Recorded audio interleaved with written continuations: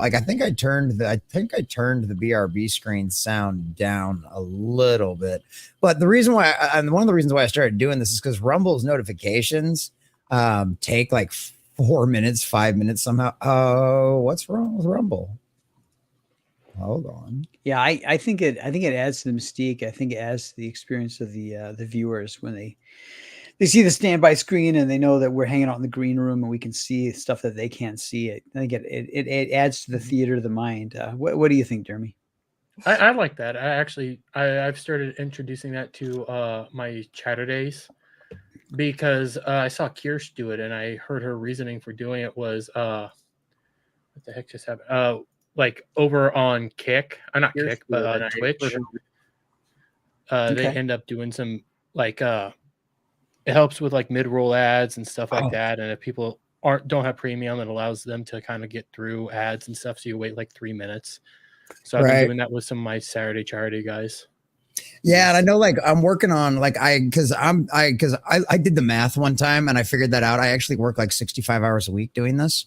So like I've always been wanting to like do the intros better and do something longer because like that's what Pro does, right? Pro's got like a 5.5, 6 minute long intro and it's great. It's got a bunch of really cool clips and all kinds of stuff like that. But yeah, it gives everybody time. Like if you want to let the ad play, which I always try to let the ads play, you know, it gives you a chance for everybody to kind of get through all that kind of stuff. So we've had Madhouse Retro and some other guys have been working on a new one for tonight for the Winding Down Wednesday show, and then some stuff for some of the other stuff. And then we've got a great one that Mr. Grant Gregory put together for us for the Doctor Who show we do on Sunday nights. That's really good. Hell, if you've never heard that, Dermy, I might even play it for you. It's really, really fucking good. I want to hear it. Grant's a damn... Oh, have you not heard it yet? I hadn't heard it, man. Oh, shit. Hey, you guys, well, fuck it. Let's play that in the chat since there ain't nobody here yet anyway. We'll play the doc. People up. We're going to play the Doctor Who intro. This intro is fucking great, dude. And while you're queuing that up, hey, Gembo, and thanks for back in Jupiter. Much appreciated. I see you're in the chat there. Thank you. Hell yeah. Oh, and somebody remind me if Hojo shows up tonight. If somebody reminds me and Hojo shows up in the chat, I'll open up Mythicals 2 on stream if he's here. That'd be I've cool. got it fucking right behind me. So if somebody, if Hojo shows I might ping him. Anytime you say his name, he'll show up in the chat. There you go. Yeah, fucking ping his ass. Hojo's good people, but yeah, I got his fucking very good people. There you go, Doctor Who intro. Whoop whoop. Oh, I guess we aren't anyone's. This Flattiest Sassfire. Oh, shut up. It's his comic. Hush you. Man, Mr. Self-Destruct says, tell us how you really feel. I just meant because it's Hojo's comic, man. And the damn thing's been out forever. So it's not like I'm doing some fancy unboxing for shit that ain't already been out for like a month. Y'all freaking see, yeah, you got your Mythos 1 and 2 a few days ago. Well, aren't you lucky? You got yours before me. So apparently Hojo loves you more than he loves me. I've had Mythicals 2 for a while. I know. I just had a chance to order it last time Hojo was on. So that's the reason why. Yeah, that's the reason why I ordered it. So because things are going a little bit better on the channel as of late. So, and I really appreciate all of my beautiful folks for that. And you know what else I really appreciate? Mr. Grant Gregory and this wonderful intro. Because even though it's Winding Down Wednesdays, boys and girls, Dermy's never heard this, Diesel's never heard it, and a lot of y'all love it. So here we go. Here, if you haven't already, join us 7 p.m. on Sunday nights for When Who Was Good, because you'll get to hear this intro and see Sunker's lovely place every single Sunday night. In the heart of the cosmos, where time and space collide, the Doctor and his TARDIS forever to glide. From the streets of London to the far edges of space, with Rose, Martha and Donna, through time they chase. Daleks and their fury, Cybermen, steel and cold, the mysteries of Bad Wolf, stories untold. To the planet of New Earth and the fires of Pompeii, through the shadows of the vast, and their right as they find their way. Back when who was good, those were the days. Adventures through time and wondrous haze. The Doctor and his companions, a tale so grand. In the show where the universe was at their command, Jesse, the common nerd with a vision so bright, guiding through the episodes into the night. The maiden Sunker with insights to unveil, and Mr. Grant Gregory with lore to irrigate. Back when who was good, those were the days. Adventures through time and wondrous haze. The Doctor and his companions, a tale so grand. In the show, a universe was at their command. From the Battle of Canary Wharf to the end of time, we're heroes and legends in their prime. A Sakurax invasion and the last Dalek stand, with the Doctor at Cobalian's undone. Back when who was good, those were the days. Adventures through time and wondrous haze. The Doctor and his companions, a tale so grand.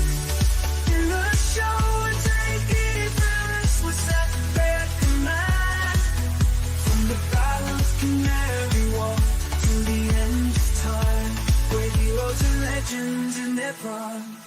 So, all of time and space, everything that ever happened or ever will, where do you want to start?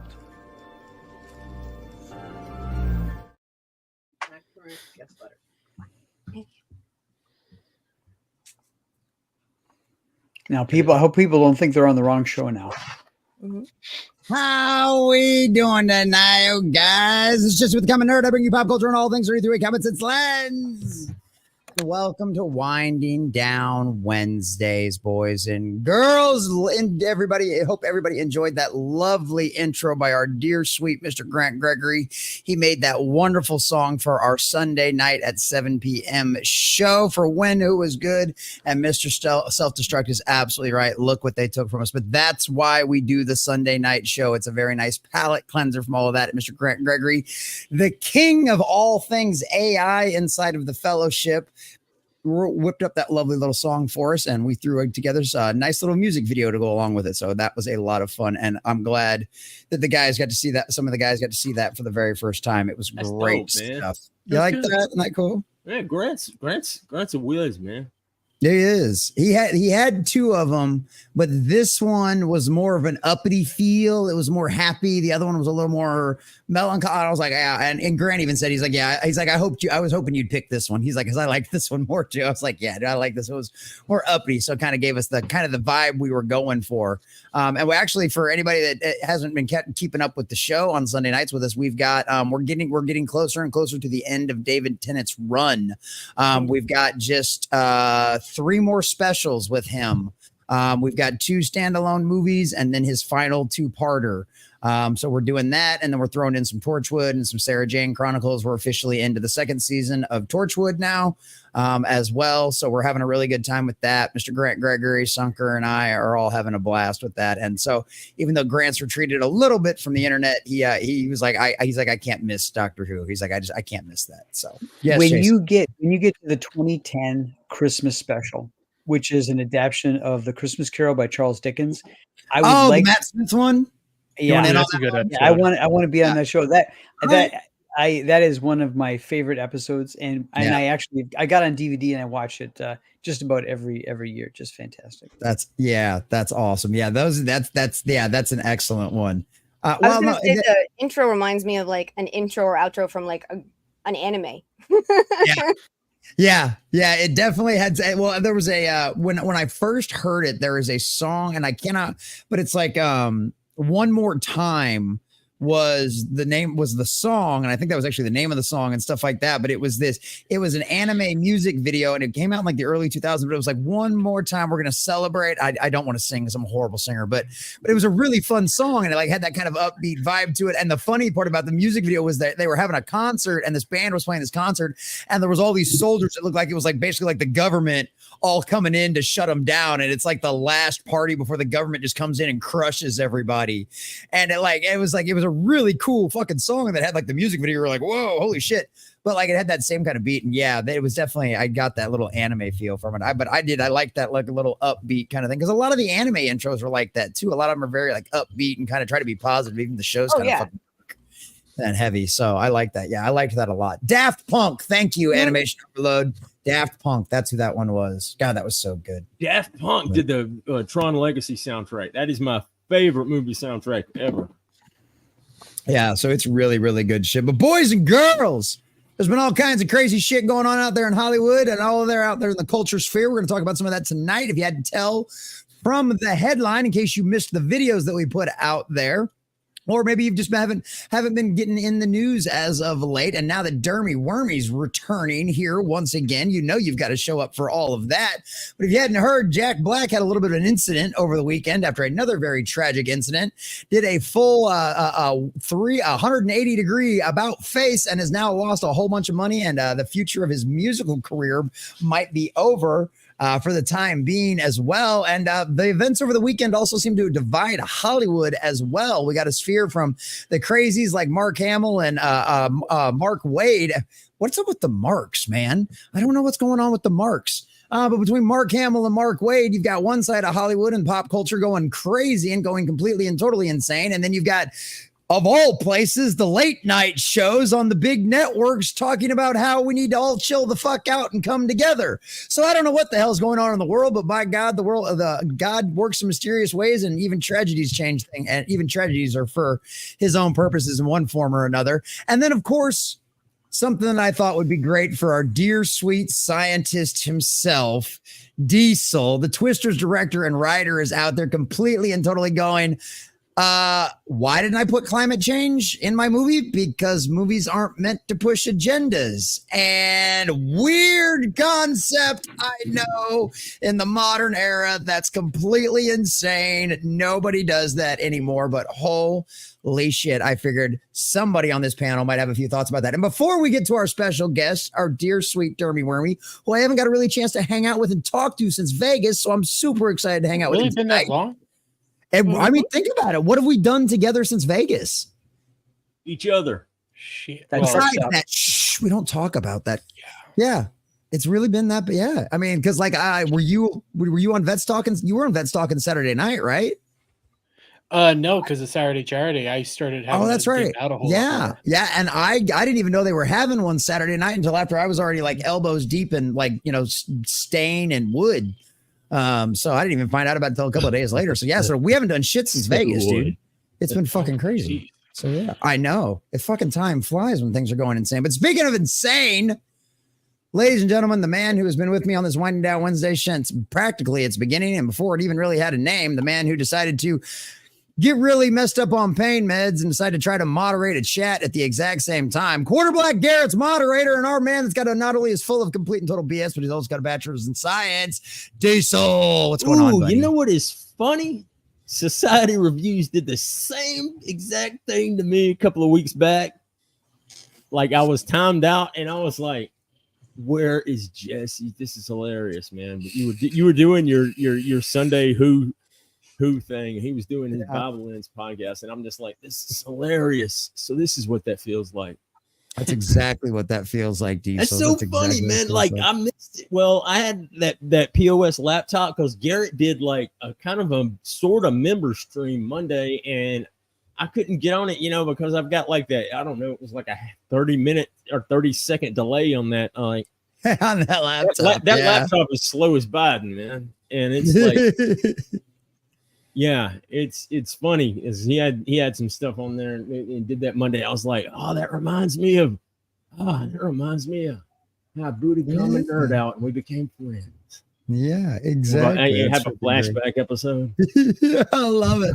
Well, speaking of flashbacks, boys and girls, something that always gives me flashbacks to there's LSD? certain things out there that, no. I only do things that come out of the ground. Okay. If the Lord didn't put it in the dirt, I'm not about it. Okay? Those chemicals came out of the ground. Just like they just refined and you know, processed through a lab refined, for you know processed, ran a through a week machine. and spun through a spinner. But think of the things that are get spun through a spinner. Jason Sandberg, the creator of the Jupiter comic and an absolute encyclopedia of useless information, Total but Chad. also very relevant in the comic book sphere. How you doing tonight, buddy? I'm doing good. I'm doing good. It's back. It's good to be back on. Last week I was in Vegas. It was 120 degrees. There was one day where I burned 4,000 calories just running around. So I'm fighting the dad bod. So that was good. But it's good to be back in Minnesota. I got the window open. There's a nice breeze. It's fantastic. I'm firing on all cylinders. About halfway through issue 2 of Jupiter. Looking forward to sharing some art with you for that pretty soon. It's getting close to being presentable, but otherwise I'm rocking and rolling. Great to be back. Good to see Dermy. Hell yeah. Good to have you, Jason. And I just always want to remind everybody too, okay?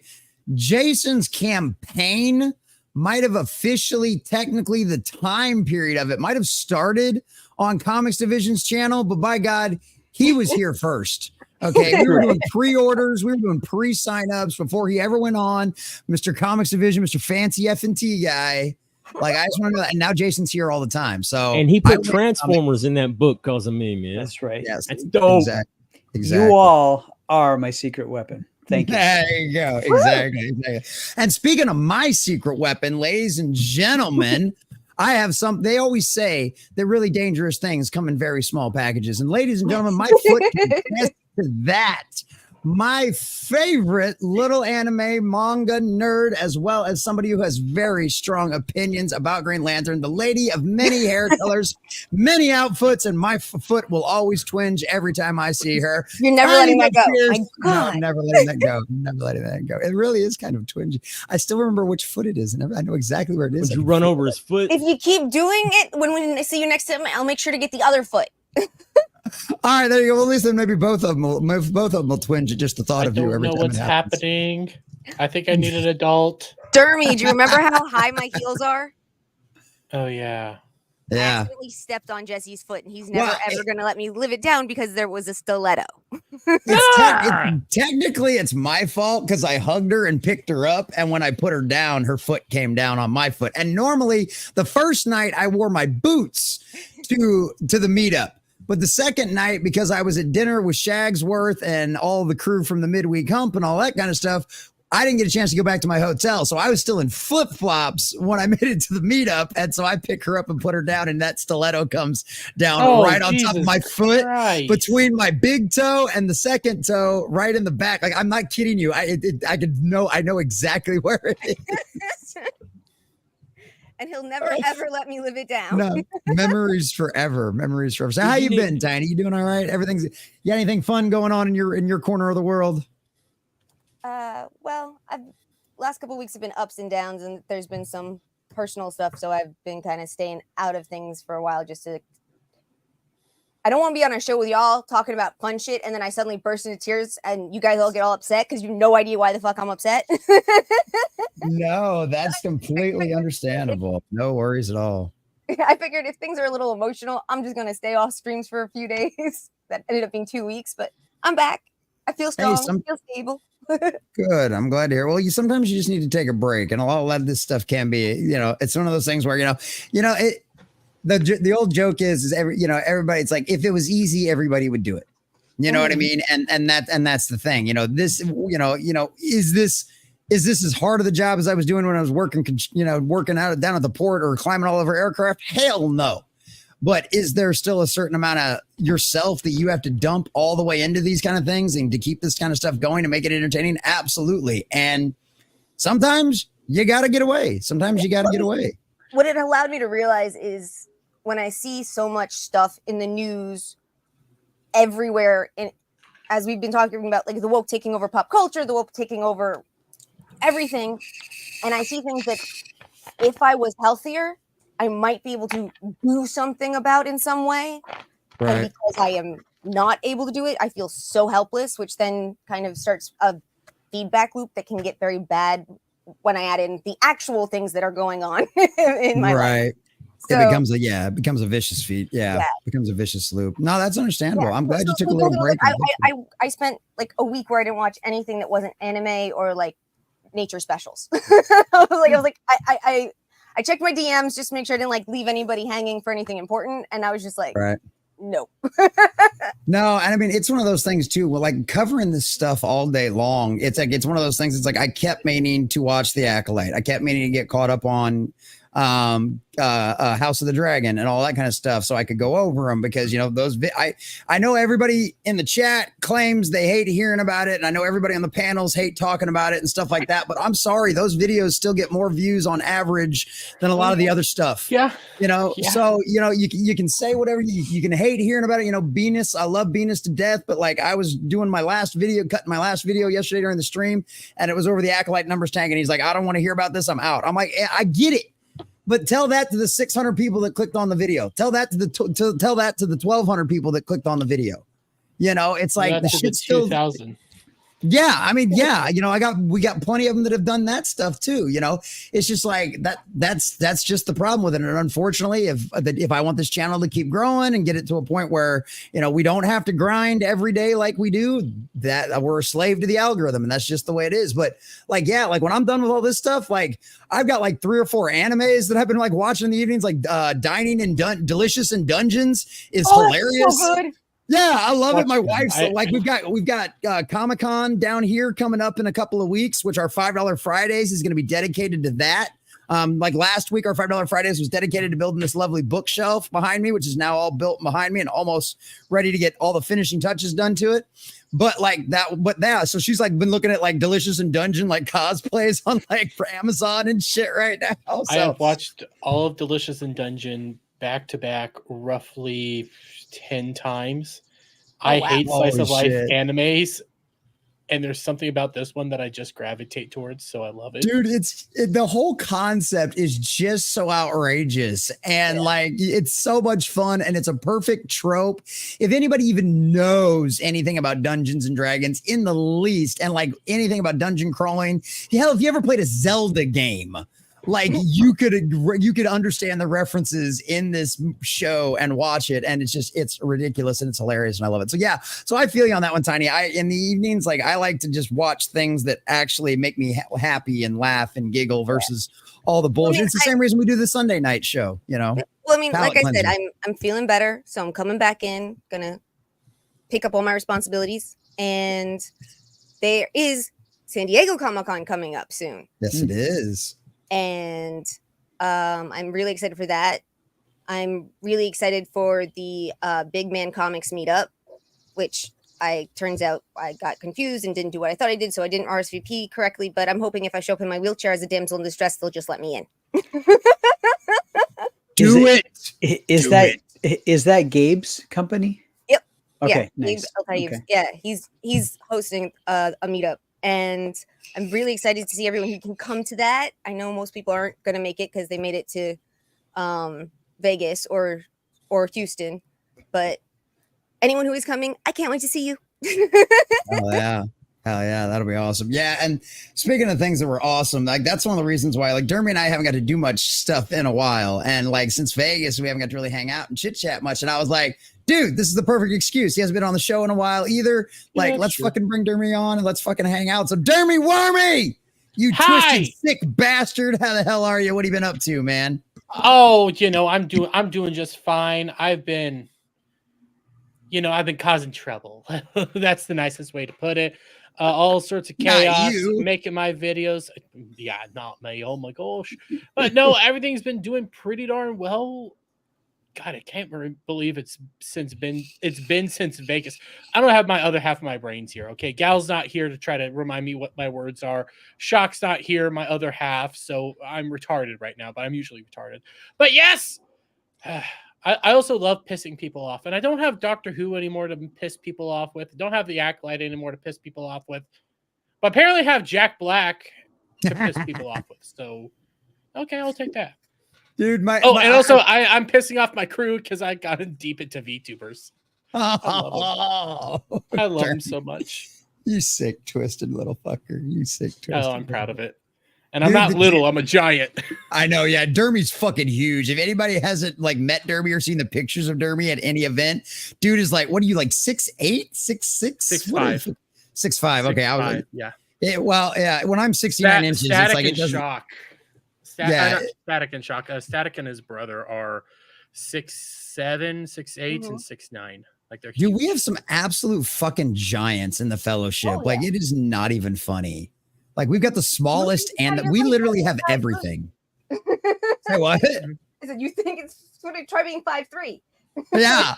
Well, it's like, and that's the funny part. It's like we literally, like if you look at the fellowship, like going to any of the meetups or any of that kind of stuff, if you look at the demographic of the meetup, we are like almost a perfect representation of the United States. Like as far as like demographic wise, like we've got everybody and we've got almost the exact same percentage of everybody as the United. Although I think we do have a slight uptick on Asians, but that's just because of like Project Egg Roll and, you know, all of those guys too. So, but I thought that was so funny to think about. We've got such a, we literally are the diversity Hollywood wishes they had. Oh, Yeah. I mean, and also it's true diversity. We're all there because we're fans, but we don't all have to agree with each other. We know we don't always agree on things. It's one of the enjoys having discussions, having arguments, not fights, but arguments, discussing these things. This is one of the things we love. Also, what I realized, we have a complete variation of other factors like education level or where you grew up. Are you rural or urban or all of these? There doesn't seem to be anything that's missing from our group in any way, shape, or form. And which I think is one of the reasons it is so much fun and it is so good, because even if you like what the asshole next to you is saying all the time, being in an echo chamber gets boring. Yeah. Yep. Yes, it really That's why does. I have Shock. See? There you go. There you go. That's what you do. Well, and speaking of things that keep us in check, boys and girls, let's say hi to this beautiful chat we've got out there real quick, and then we'll get into some of the topics of the day. We'll see what's going on. We'll let Dermy rant and rave about whatever he wants to rant and rave about, because he's the special guest, and by special, I do mean that quite literally, ladies and gentlemen. What do we got here? Flattius Ass Fire, our dear sweet friend Jim Bone. What's going on, buddy? Holding down the YouTube and the Rumble for us. Good to see you. Good to see you. Matt, one of our very fine channel supporters, one of the guys that likes to keep my ass in this chair on $5 Fridays until 3 o'clock in the morning. Madhouse Retro Gaming, another one of our fine channel supporters and a member over on Rumble, says, hail all. Actually, Madhouse is like a member literally freaking everywhere.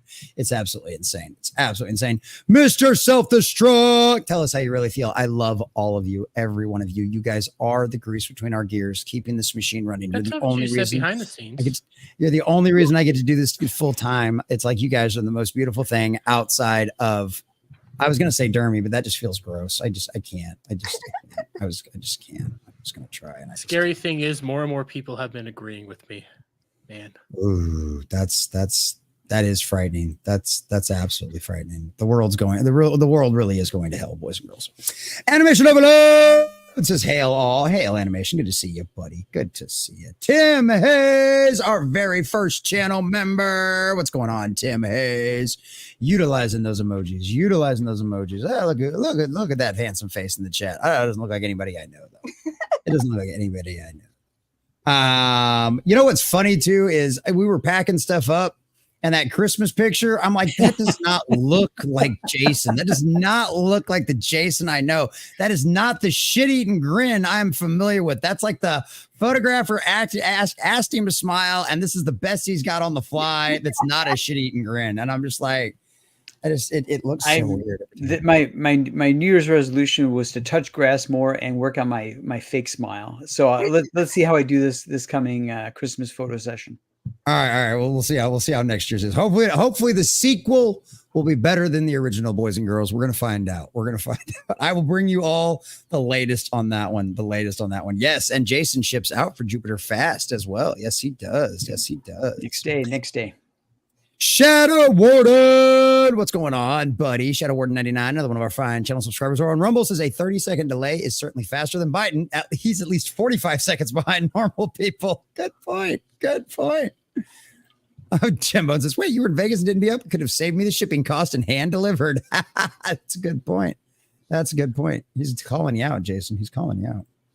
Captain, have fun. What's going on, my friends? Is oh my god, the libs are trying to say Trump shooting. Yeah, oh, they always do. Oh I God, heard about that it's stuff insane. over the weekend. Yeah, I heard about that over the weekend. So Alex Jones has some warnings for them about accusing something of being staged. So let's see if they get sued.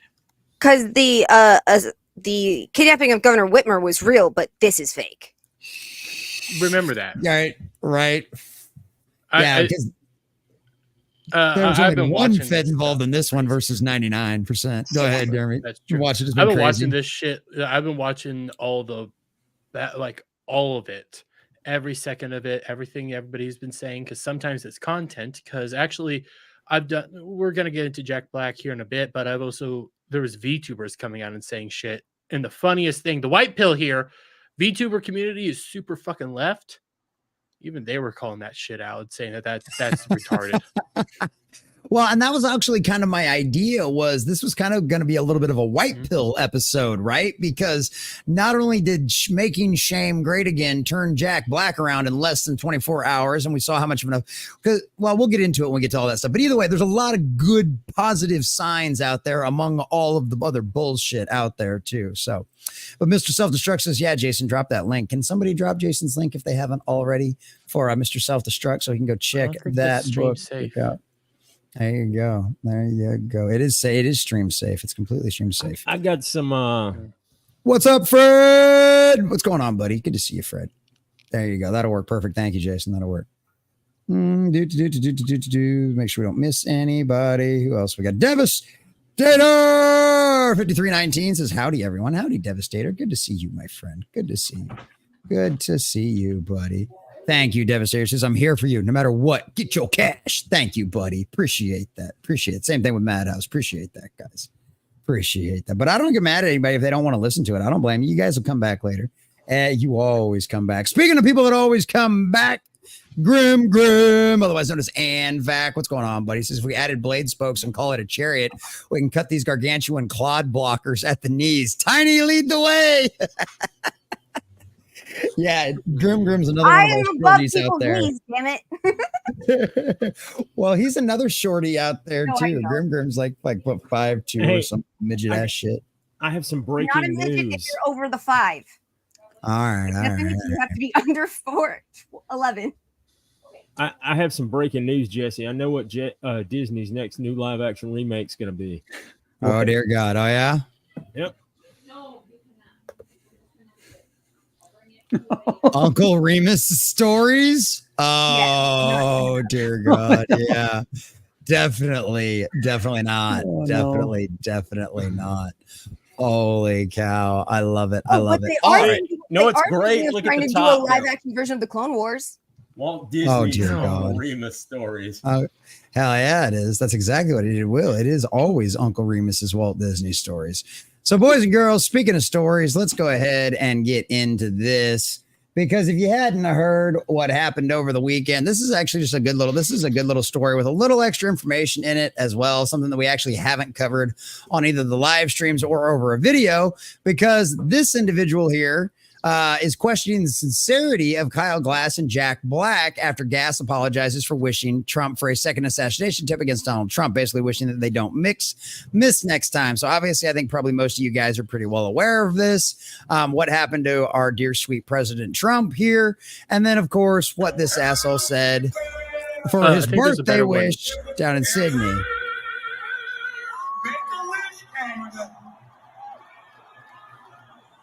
Don't miss Trump next time.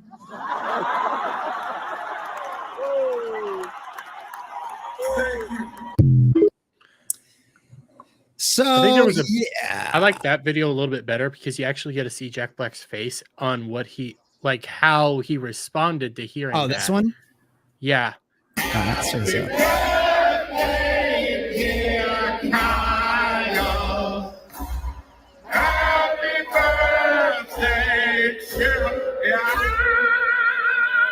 Make a wish. Don't miss Trump next time.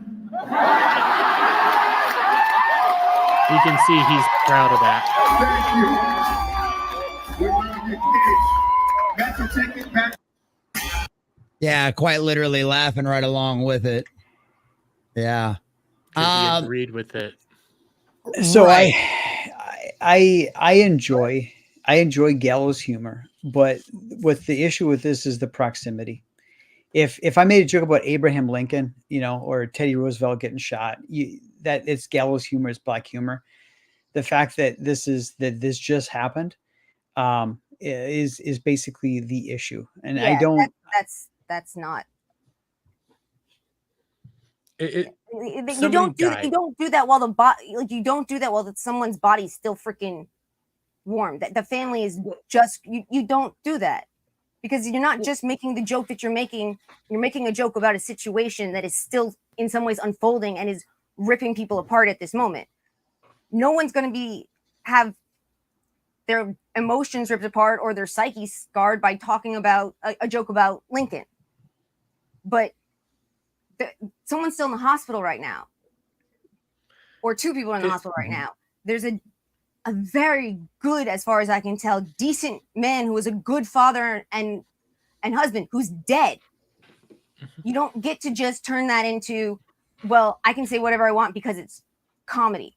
Now, normally I'm very open to comedy, even bad comedy, because I believe in free speech and I believe you have a right to make an idiot out of yourself. But I do it all the time. It's not that what he said shouldn't be allowed to be said, but it should still face mass social backlash. Gratuitous cruelty is not funny, and it's not something that should be tolerated, but it's something that has to be allowed, if that makes any sense. They don't It's care. not just they don't care, like Diesel was saying, but it's not just that.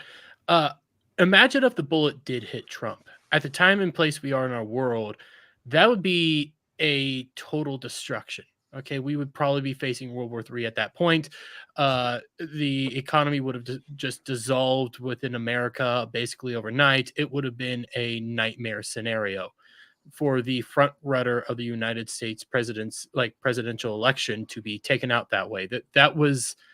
We escaped basically the apocalypse at that moment. And I truly believe it was from the grace of God. That was a miracle moment. And people making fun of this, people saying, don't miss next time. I wish you hit him, blah, blah, blah. Doing all that stuff. That is some of the most deranged shit I've ever seen. Some of the most disgusting comments I've ever witnessed coming out of the words of several different commentators, several different people out there. It's nightmarish. Well, yeah, as my mom just said that, like, this is supposed to be the caring left. These are the They're people not caring. Of course they're not, but this is what they claim. They claim that they care so much for everybody. There's always worried so much about everybody, and yet they have no empathy whatsoever. How the fuck can you? Which just proves they don't actually care about any of the things they claim to care about. Because if you don't have empathy, you don't actually care about it. You're just using it as a costume. Of course they are. Everything about them is fake, manufactured, and pandering. That's all they are. They don't give a shit about any people or any causes. All they care about is power and staying in power and getting votes, and that's it. They don't give a shit about any of that.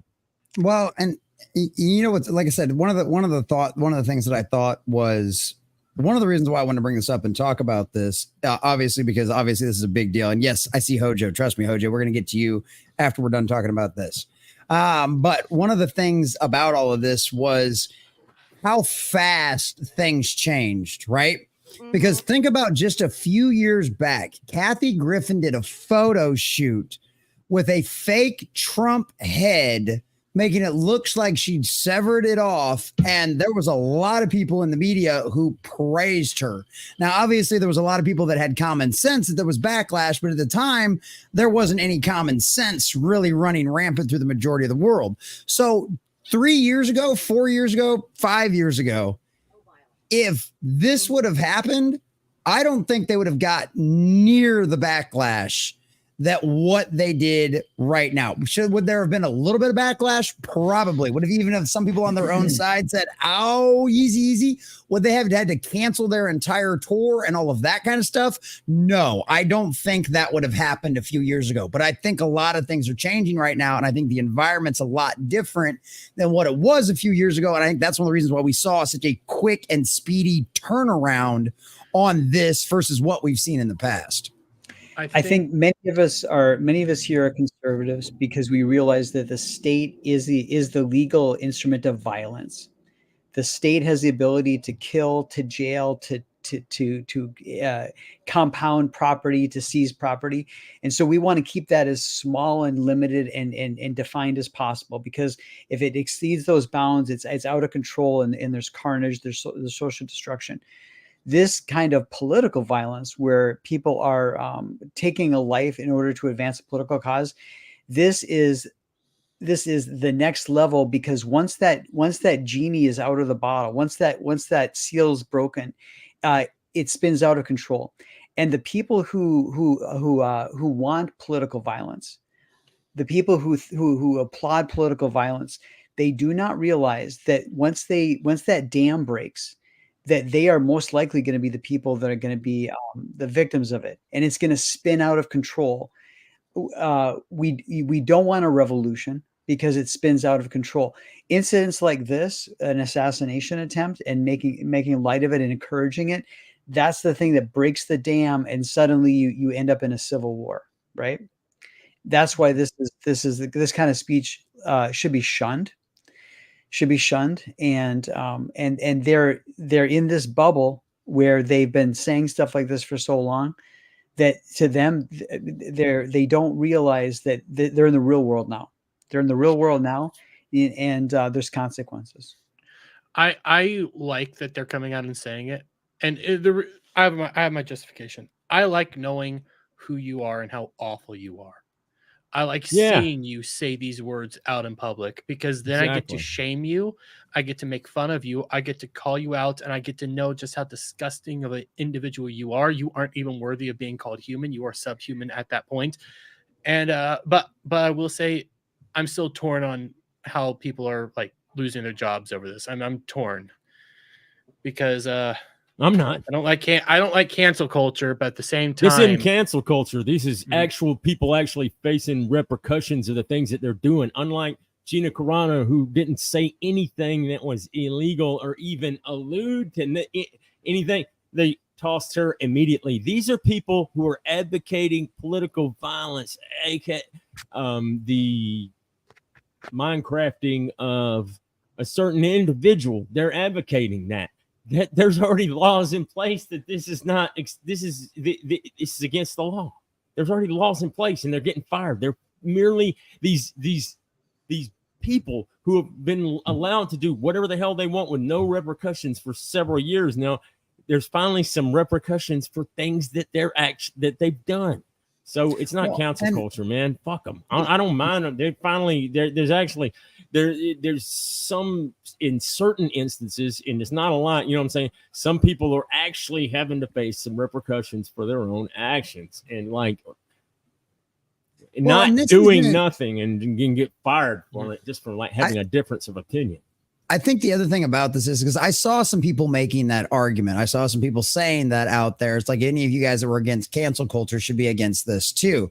But the thing about it is this was not some coordinated campaign by a bunch of people behind the scenes making false accusations or making unsubstantiated accusations against people just to have them ran off and make it to where they can never work again. Okay. Nobody's stopping. Jack Black is the one that put this statement out there. Now, whether or not the speculation about the venues canceling all of his stuff, or whether that was his choice or whatever it is, it doesn't matter. Jack Black didn't get nuked from all of his social media platforms at once at the exact same time.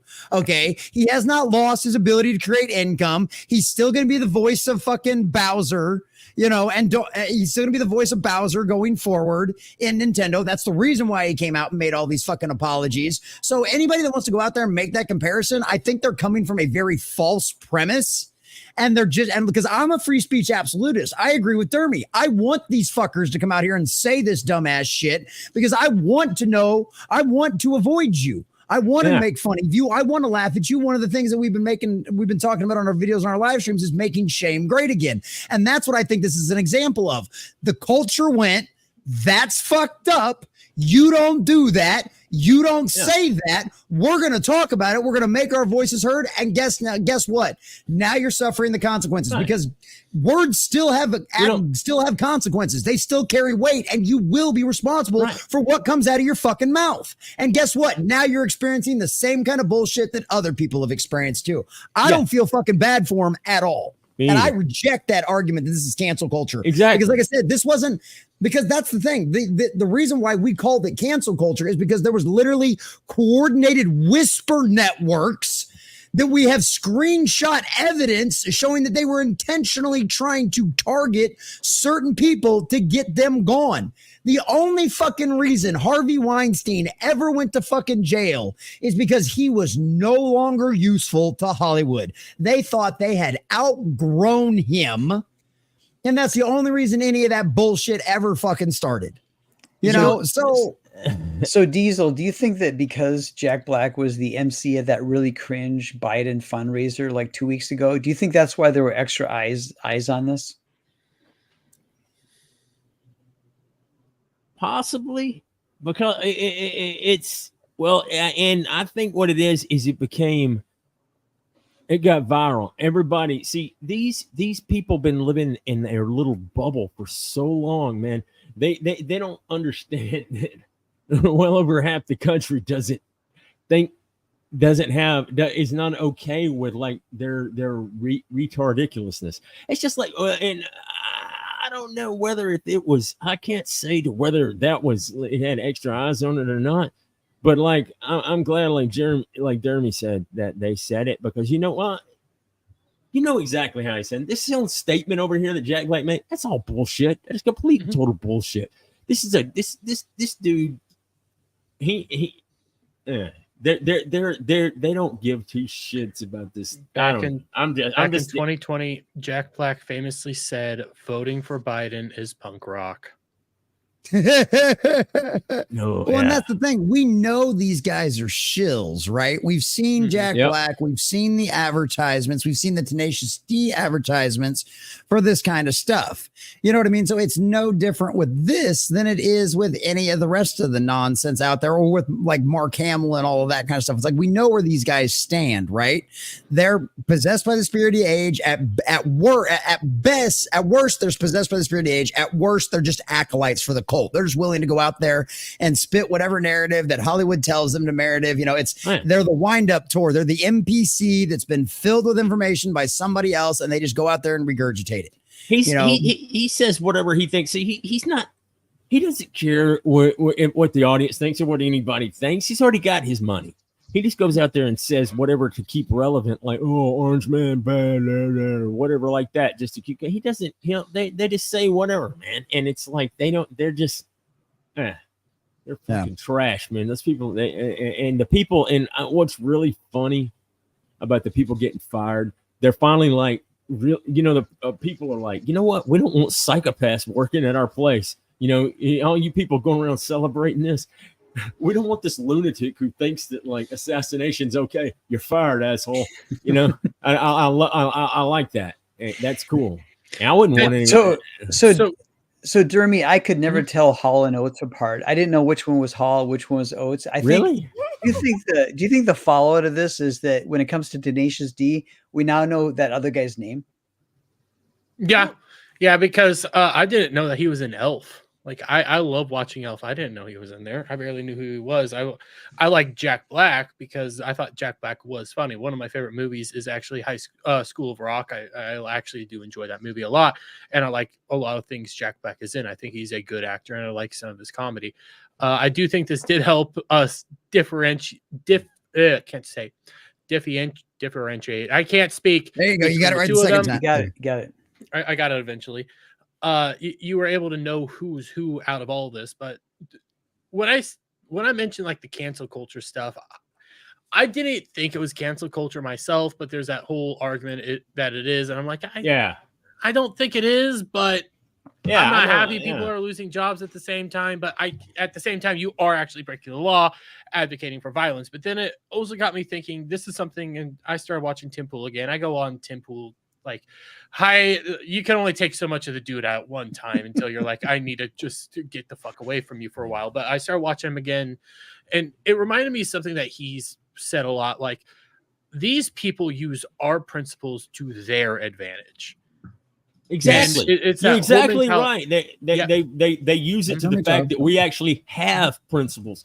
We have scruples. We have morals. We have things. There are no lines that the other side will not cross, man. When you are strong and I ask you to play by your principles. When I am weak, when you are weak, I ask you to play by mine, or something like that. Like, I know they utilize your principles are your weakness to them, which is Leninism.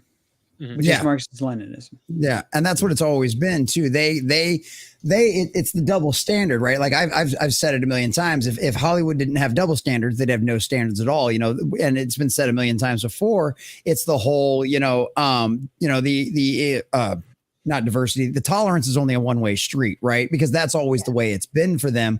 And that saying is something along the lines of, it's like, I ask you to stand by my morals or your morals when I am weak, but when I am strong, I don't stand by your morals, because basically, like, once they're in power, they don't give a shit that you honored them and were respectful to them and respected their rights. As soon as they're in power, they're not going to respect yours anymore.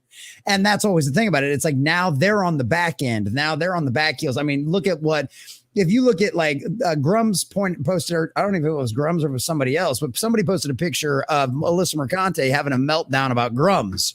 Right. And it's like literally like all of her tweets from like a 2-hour period of time, every single tweet's about him for like a 2-hour time period. And it's like 6 or 7 tweets, and it's like,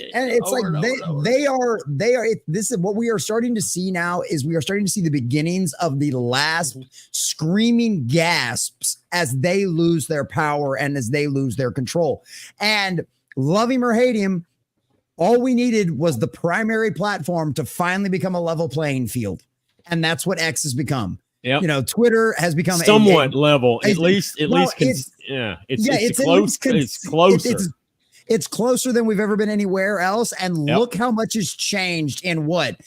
It's been what, a year and a half? Has it been a year? Has it been, what was it, 23 or 20? It was 22 when 22, Elon bought it. Yep. So we're looking at, we're coming up on the 2-year mark, and look how much has changed in the last couple of years. I trust community notes more than CNN. I don't know if you guys, I love community notes. Dude, were you guys there that night that he did that? It was the funniest thing ever, man. The Hodge twins just kept posting like over and over and over again. They were just posting like, it was just like truthful statements. I couldn't quit laughing because I was just, it's so absurd that people are actually able to say truthful statements and shit. It was funny. It was like everybody was running around like they all got hopped up on like Kool-Aid and sugar and stuff. And, like Beavis posting a bunch of stuff.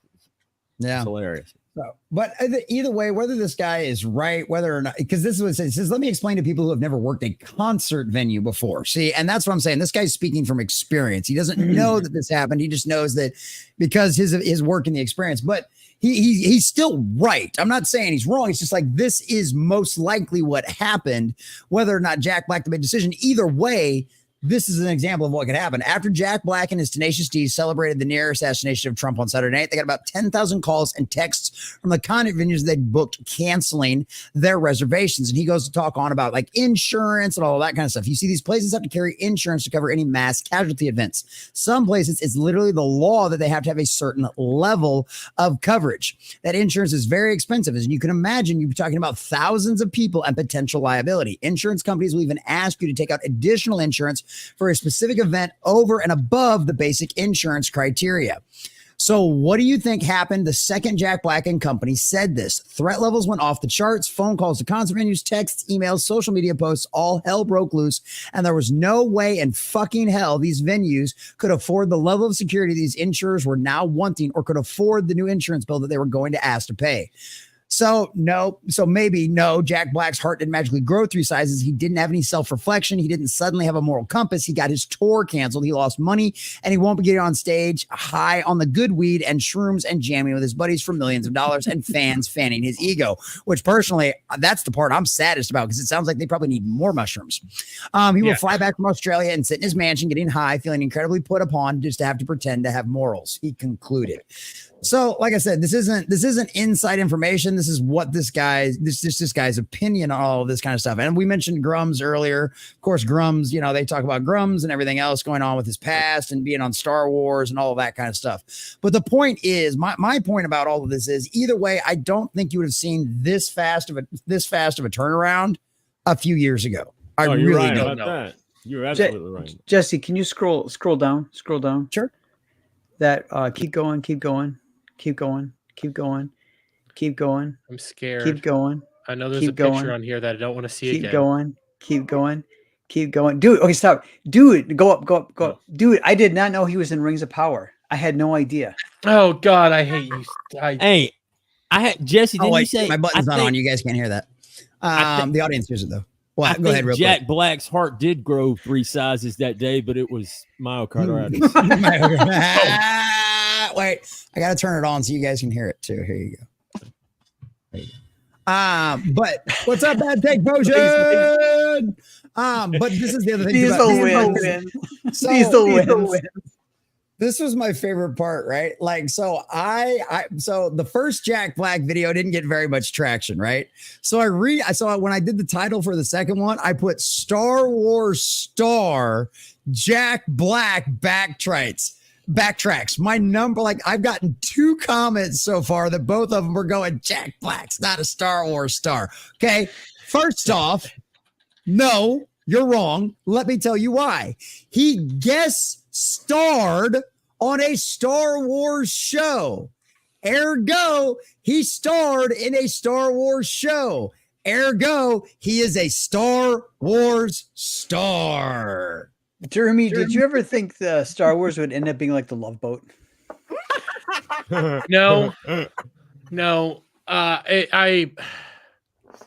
I don't know what the heck's going on. Star Wars is dead. Star Wars is a disaster.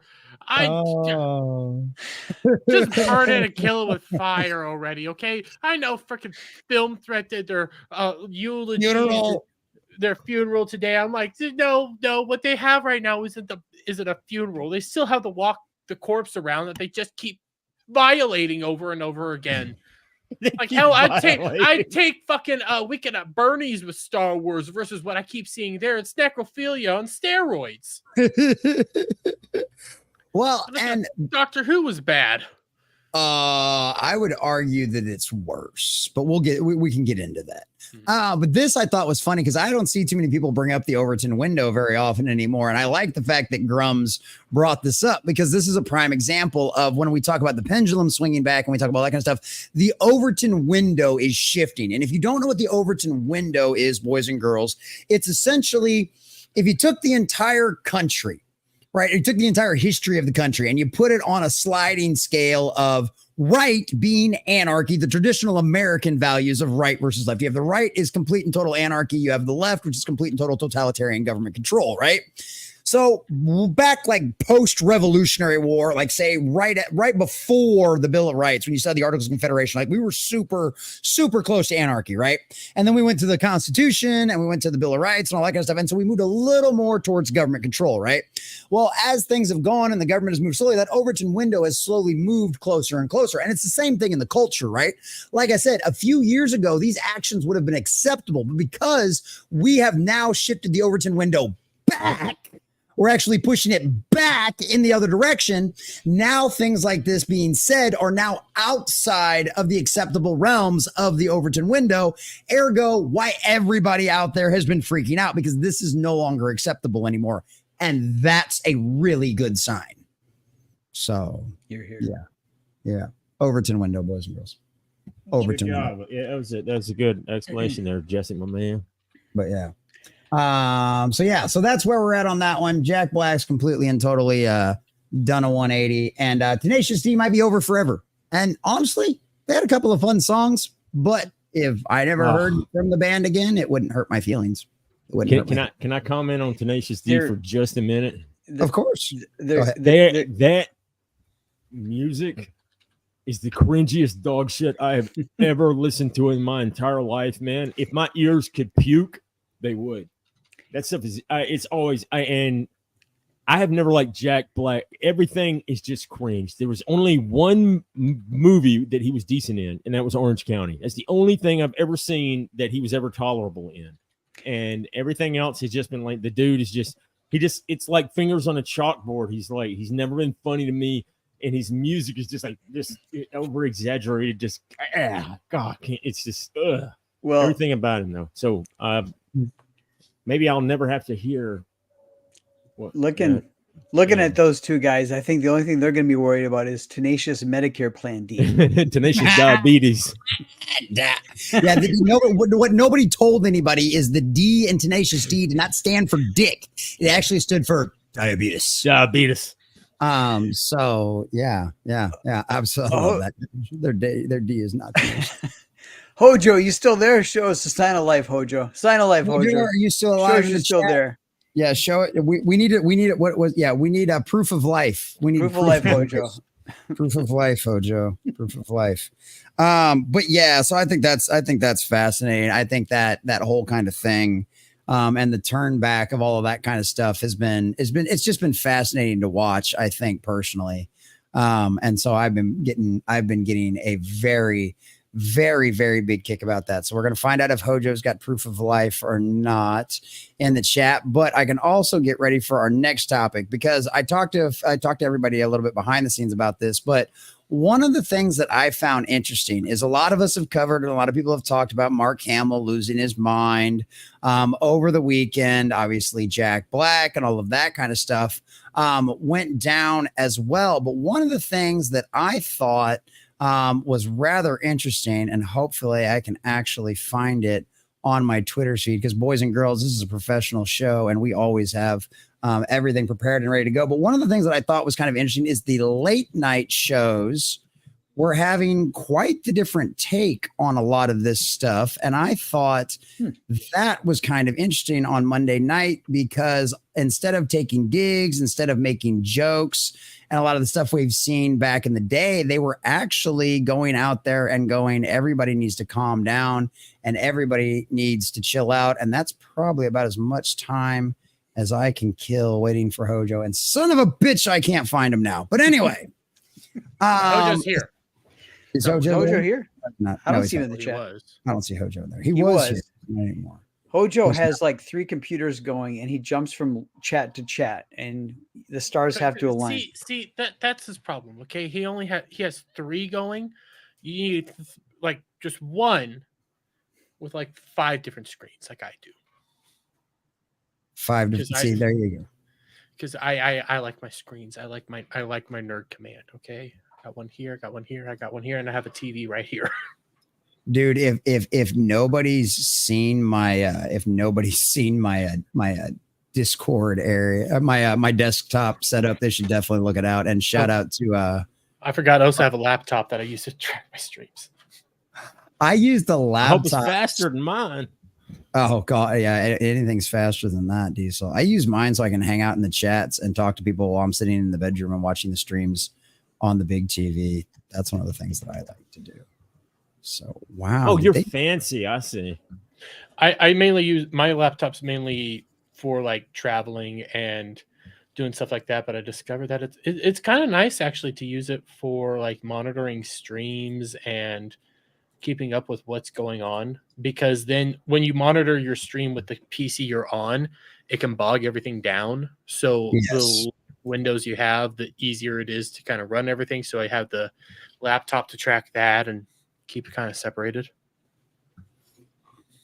No, that definitely works out. Son of a bitch.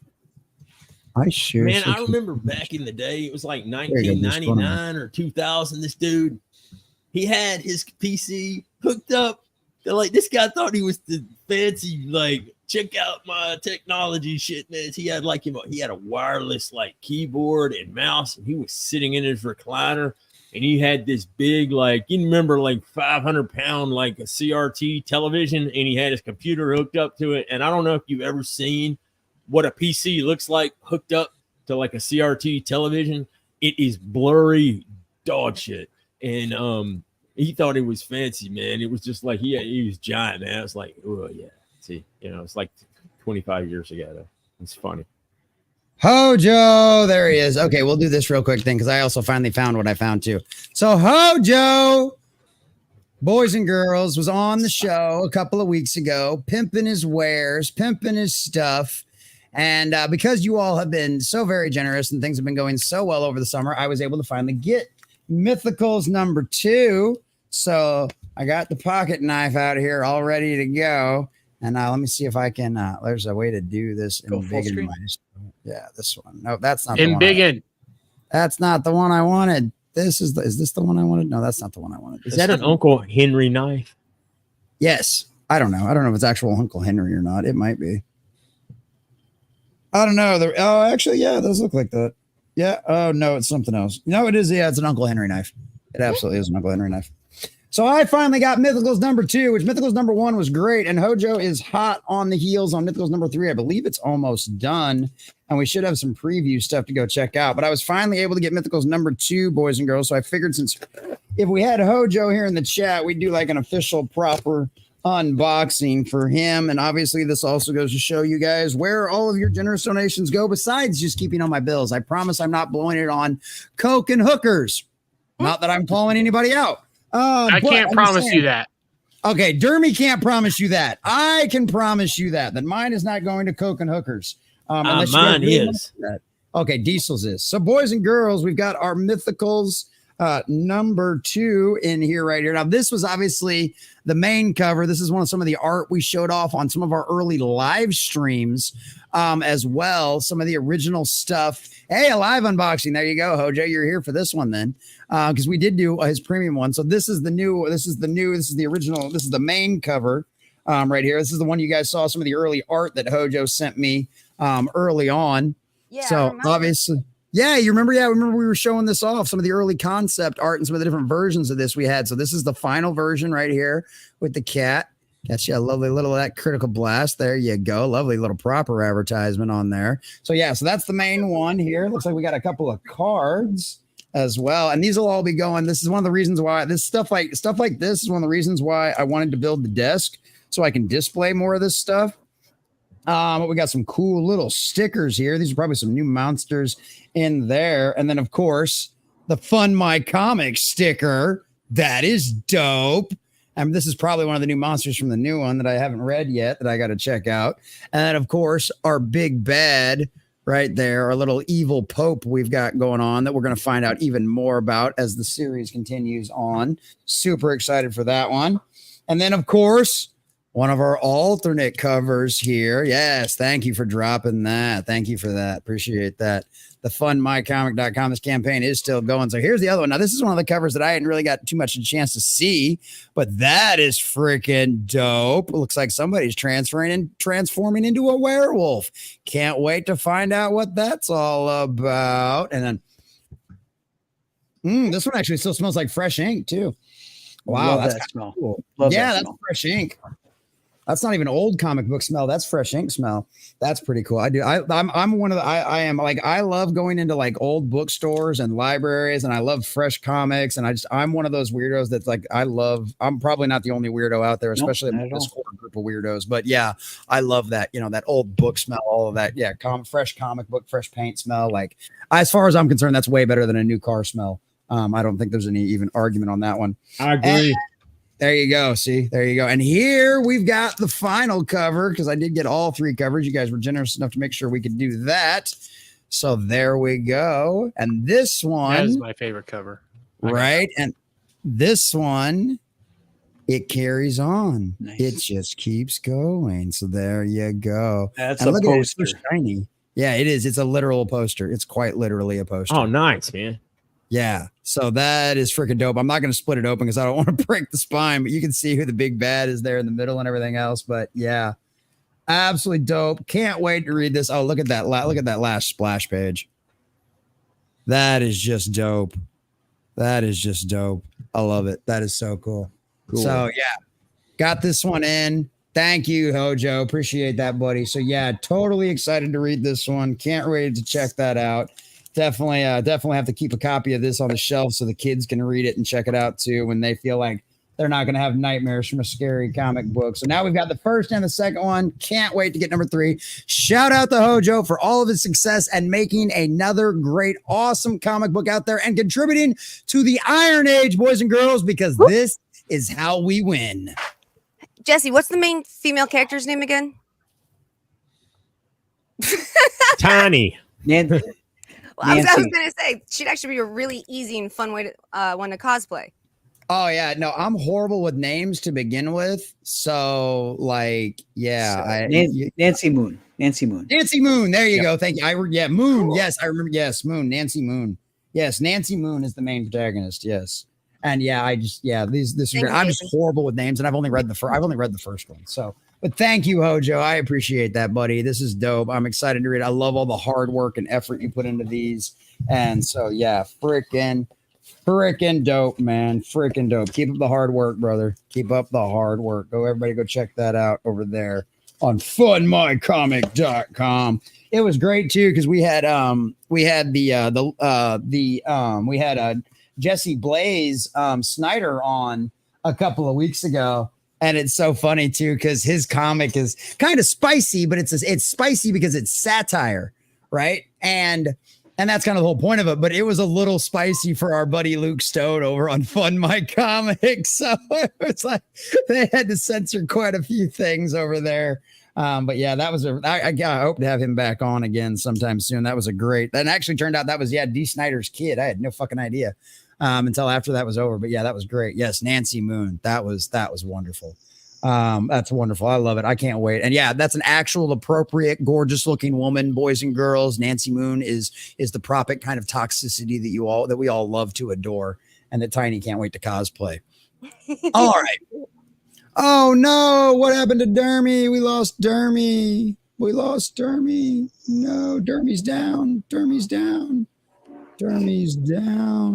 Oh God, was he that scared? Dermy, no, Dermy. Dermy's back. What'd you do? It feels like something went wrong. Dude, StreamYards, I swear, dude, they're just like, every once in a while, we're just going to crash. Every once in a while, we're just going to crash. I think I've only had something like that happen once before. That was weird. I'm like sitting here listening to you, checking my Twitter and stuff. And the next thing I know, why can't I hear you guys? What the fuck just happened? Oh, you know something? I don't know how you guys use dark mode. Like, I don't know. Went to like I don't understand how you can use light mode and not get migraines. Right. There's a way to do StreamYard's dark mode, but you have to do like a plug-in through your browser. Gal sent me some stuff on it, and I completely forgot what to do. Yeah, that's what I've got. My StreamYards is on dark mode. Yeah, I'm jealous. Yeah. But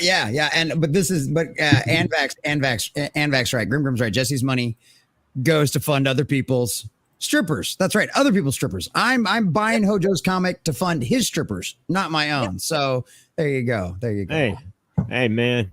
Send money to me so I can send money to Hojo so he can have strippers. How about that? That works. I'll take strippers. There you go. Yeah, Dermy. I'll take strippers for $800, Alex. See?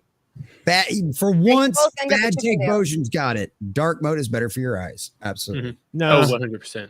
Yeah, absolutely. Do whatever you want. It's not my computer. All right. So this is one of the things that I want to get to. And I finally found out. I know why it was hard to find because the pictures aren't popping up near as much. And then we'll watch this awesome little anime from Trump.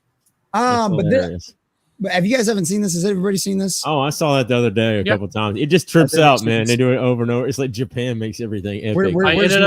I had to explain it to, I think, Raster. It was the moment that I had to actually do. It's a JoJo's reference, which is a meme. That's great. Okay, so let's check this out. This is funny, and then we'll get into some of the reactions that I think are kind of funny as far as like how much this is divided Hollywood and how we are really starting to see people's true colors and how crazy some of our folks really are. But this was great. I absolutely love this. 全てが正義だ。ドジャーンドジャーンドジャーン一体何のつもりなんだ。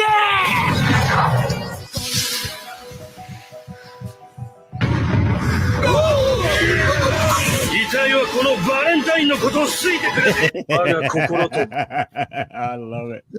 I absolutely fucking loved that. I'm not even. I've watched a whole bunch of JoJo too, man. Let me tell you something. That is a homoerotic anime, dude. Big time. It's Right, one of the it's- most ridiculously twisted turns and craziness anime It that is- exists. If Japan says the word bizarre, man, trust me, it's bizarre. It's really good. It's fun. Yeah. It's not an anime for me though. I've watched it. And, So that's what happened over the weekend. That's the anime recreation of it. And as far as I'm concerned, that's probably more accurate than most of the stories you're hearing out there these days. But one of the things that I thought was kind of interesting was some of the late night reactions we got, because as you can see here, Stephen Colbert on the attempted assassination of Donald Trump. My immediate reaction when I saw this on Saturday was horror at what was unfolding, relief that Donald Trump had lived, and frankly, grief for my beautiful country. Now, this is the same guy that did the dancing inoculations, the dancing shots on stage, right? The dancing jabs. And this one, and then he also said on here, he says, the darkness in America after the Trump shooting. Not only is violence evil, but it's useless. He said he opens up his late night show with a message of grief for my beautiful country. Wait, he still has a late night show? Stephen Colbert does. Yeah. And of Oh, course, that's the headline for me. I had no idea. Yeah, well, I mean, it's kind of one of them situations where they can't find anybody else to fill their role, and he's already under contract, so it's kind of like, well, fuck it, whatever. I think at this point, they show it to people at Guantanamo. There you go. yeah, Inmates. But one of the guys that still technically has a night show, but isn't actually present on Jimmy Kimmel's show, the guest host Anthony Anderson. Which I hate the fact that they don't show the picture anymore. And we have to share a window to do that one because you all know who this guy is. Hold on just a second. But I thought his take was pretty great as well, because he goes, Anthony Anderson suggests Americans step back from hatred and vitriol and chill the fuck out after the Trump shooting. And I was honestly kind of surprised that those were the reactions from late night, because obviously, like we mentioned earlier, we saw what we got from Mark Wade. Mark Wade having an absolute meltdown. Jason, do you remember what Mark put out there? Do you remember that stuff? Yeah, Mark Wade's immediate reaction was anger, because this meant that that this would tip voters towards Trump, because politics is the only thing that matters, not humanity. And then his secondary one was complaining about the fact that the shooter had basically bad aim. So that's Mark Wade, prominent DC comic book writer. That was his sentiment. That was his way of showing condolences. Yes. And obviously, probably a lot of us are aware of Mark Hamill. Does anybody remember what Mark Hamill said exactly off of the top of their heads either? No, because I think he took it down, but I saw what he said recently, and it's like, Jesus fuck. Oh, yeah, sleeping.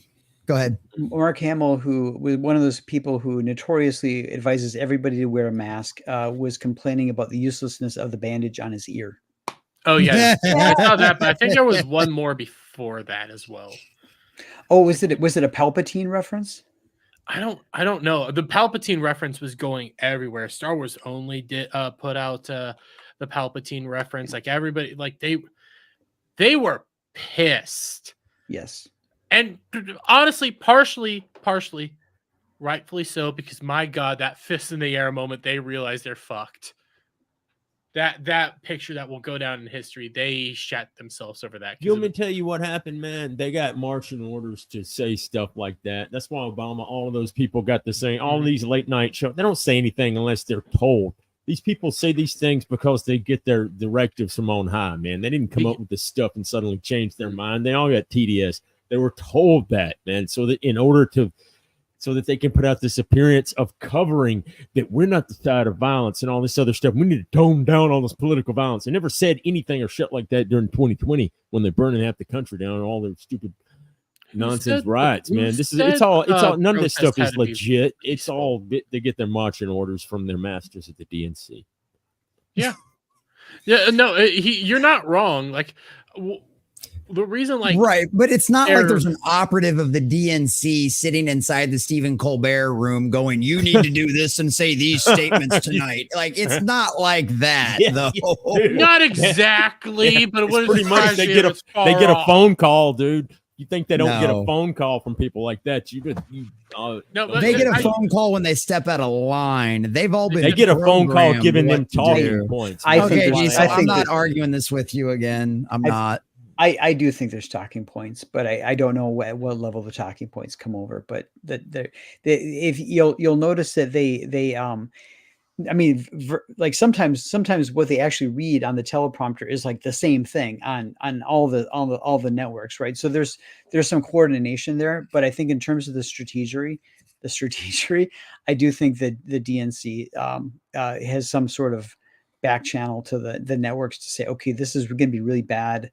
This is going to be really bad optics. Right. But every political campaign in history has had people that they call inside of the news media and stuff like that. That's not anything that's new. That's been different since literally time immemorial, because even during the revolutionary times, the papers were literally for one side or the other. Yep. Like this whole phenomenon of like this non-biased media thing is something that's literally only got into the political zeitgeist in about the last 80 to 100 years. Prior to that, everybody knew their news was biased. You know, it's and like now all of a sudden people are like, oh my God, the news media is biased. No shit. The news media has always been biased. Like they were founded by people that literally wanted to push an agenda. That's why they started a news organization. Like, it just boggles my mind about that stuff. At the same time, like when the news first came out, not only was like, did they have a bias? There was also like thousands of them. Well, not thousands. That's probably a little overhyped, but like hundreds of them. Lots of little tiny small papers. Yeah. And tons of. Yeah, for every little area, you would go to the one that you trusted. It's also like what you said, when we want these unbiased versions, it's also relatively new that there's only a handful of places you go to get your news. So before everybody could have a different variety of news, then it all got consolidated, and now people do want unbiased news, where you're always going to have a bias, but if you're at least upfront with your biases, people look at you a little bit differently. Well, also, I think that's, you hear people talking about the mainstream media is pushing this, and the mainstream media is going to get us into war. The mainstream media is going to get us, like, it's a new thing. The Spanish-American War was created by fucking Randolph Hearst and the newspapers. The entire Spanish-American War was based on 3 yellow journalists. Fucking, you gotta be kidding me. I mean, and so that's kind of the funny part about all of this stuff. And what Dermy brought, what you guys were both bringing up was like the fact that there used to be tons of newspapers and tons of places that everybody used to go, and it's only recent that everything's been so centralized. And I think that's one of the other positive signs is you're seeing that decentralization of news now, whether it be political news, whether it be, I mean, they've got storm chaser websites, and I mean, I know people that like recommend hurricane watchers on YouTube over, you know, your national weather service. You know what I mean? So it's like, it's one of those things. All of this stuff is now becoming decentralized. And I think that's one of the other things that's caused that major shift is, people, not everybody's just going to CNN and MSNBC and ABC and CBS and Fox News and all these other places. Like nobody trusts any of those organizations anymore. And so everything's decentralized again because the market went, fuck you and fuck your damn, I'm having a brain fart for it, monopoly. They're like, fuck your monopoly. We don't trust you anymore. You're all saying the same bullshit over and over again because you're all controlled by literally the same 3 or 4 companies, you know, or less than that in a lot of cases. So it's like, I mean, look at that. Was it the Hollywood Reporter, Variety, and the Wrap's the only one that's not owned by the same one that the other 3 are owned by. So it's like you wonder why, you want to know why the talking points are the same on ABC, NBC, and CBS. It's because they're literally all owned by the same company. You know, it's like, that's why that stuff happens. So but it's now that decentralization has happened, it's causing the entire, the Overton window to shift again. And when people talk about political violence, we had to outlaw duels in DC. We should bring him back. I agree. Alexander Hamilton and Aaron Burr. Anybody? Sorry? Has anybody seen the musical 1776? When Adam and what's his name from South Carolina end up they throw words and then they pull their walking sticks and attack each other to like a sword fight. And that actually happened at the Continental Congress. There was canings on the congressional floor. There's a freaking marker spot now, and when you go visit the Capitol, of showing where that shit happened before the Civil War. But I think we should. I don't think we should have duels. I don't think people should be getting canes or swords. But I think DC should have a fucking octagon or a ring. And when you really that mad, you're the other side of the aisle. You're really so jazzed. Y'all can just take it in the ring. We can all watch, and then it's over. That would never work. That would never work. The Democrats would never agree to that. But we could have a Coliseum. No. I'm taking Tiny's idea and I'm escalating it. Okay. Coliseum. Okay. Every time. Okay. They decide to go fight.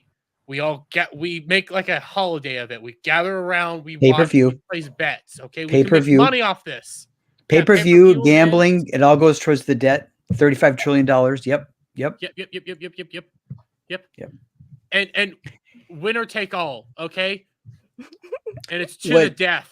I don't no to the death. That my whole point was not to the death. My whole point is to the death. It's funnier that way. I don't know. I don't know how. I fully support these ideas. Let's make dueling great again. All of this kind of stuff, because it's one of those things. No one would ever agree to this. Obviously, we're only talking about this hypothetically, but it's funny to think about because it's like y'all want to scream and holler. We know y'all are full of shit because anybody that's ever been to DC, anybody that's ever like hung out with any of these people knows that as soon as all the cameras are off and everything else, not all of them, but the majority of them are going out for cocktails and dinner afterwards. You know what I mean? So it's one of those things. A lot of it is just for the cameras. It's the Beltway bubble. They're all friends. A lot of them grew up in the same families, so that's just the way it's going to work for those people. God, I cannot remember his freaking name. South Carolina Senator talks about this. He's a bachelor and he really likes war. Can't think of his fucking name. Lindsey Graham. Lindsey Graham. Yeah, he's a bachelor. He fist bumped Kamala Harris when he thought the cameras were off. Yep. Yeah. Yep. And that's buddy. Gramnesty. He's been caught in the bathroom one too many times with other dudes. Heck, I like Matt Gaetz, but he and AOC got a little friendly there at one of those moments. It's like, hello. Oh, did you see what he said to Kevin McCarthy at the RNC? Yeah. He said, "Oh, when are you going on stage?" And he said, and then he said there, and while he was talking he said, "When are you going on stage?" McCarthy was talking to somebody. And he goes, "If you went on stage, you get booed off of it." That's what he told him. It was hilarious. It was funny because Kevin McCarthy's going around and funding doing attack ads and stuff like that, and funding all of his opponents right now within like his district because he wants to get Matt Gaetz out. And it's like, I don't think it's gonna work. It's hilarious. I think Hojo brings up a really good point here. He says what you're witnessing right now is an inability to control the narrative on all fronts, and they don't know how to handle it because they've never had to. And God bless the miracle of the internet. Because no matter what they've tried to do, no matter what kind of bullshit levers they've tried to pull, even when they were still in charge of Twitter, if you knew where to find the truth, you could still go out there and find it. And we still figured out ways to get past their bullshit. And now it's 10 times worse and they are freaking out. They are losing their grip on power and they are panicking, which is part of the reason why we saw what happened over the weekend. This is the other side screaming out in desperation because they know they've lost. They've literally know they've lost.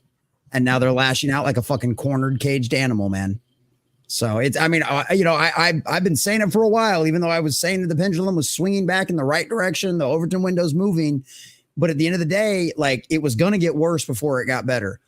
Hopefully this is the worst it gets. But this was pretty fucking outrageous. But we're still winning. Overall, we're still winning. What I think is going to be one of the side effects of this is that every marginal nutcase and every Antifa group and every bad foreign actor is going to be like, they don't guard the roof. They don't guard the roof. This is going to be like flypaper, where entities or individuals that are unhinged or malicious, they're going to take a roll of the dice now, because this guy got so close. And I think that this failure on the part of the Secret Service, I think that's going to be the thing for the next X number of years. There's going to be more attempts like this. Yeah. I hope you're wrong. Let's just say that. I really, really do hope you're wrong about that. Unfortunately, I'm terrified that you're not. But yeah, I mean, either way, not to be also doom and gloom about this. Either way, the fact that there's this divide, the fact that there's two sides that literally, I mean, we always said that the left was going to eat themselves, right? And this has shown you who's willing to at least put on a front of decency and who are still like completely and totally fucking unhinged and lost their minds. And mind you, boys and girls, Mark Waid is currently still writing for DC. Him and one other guy are writing the DC Batman and Robin year one.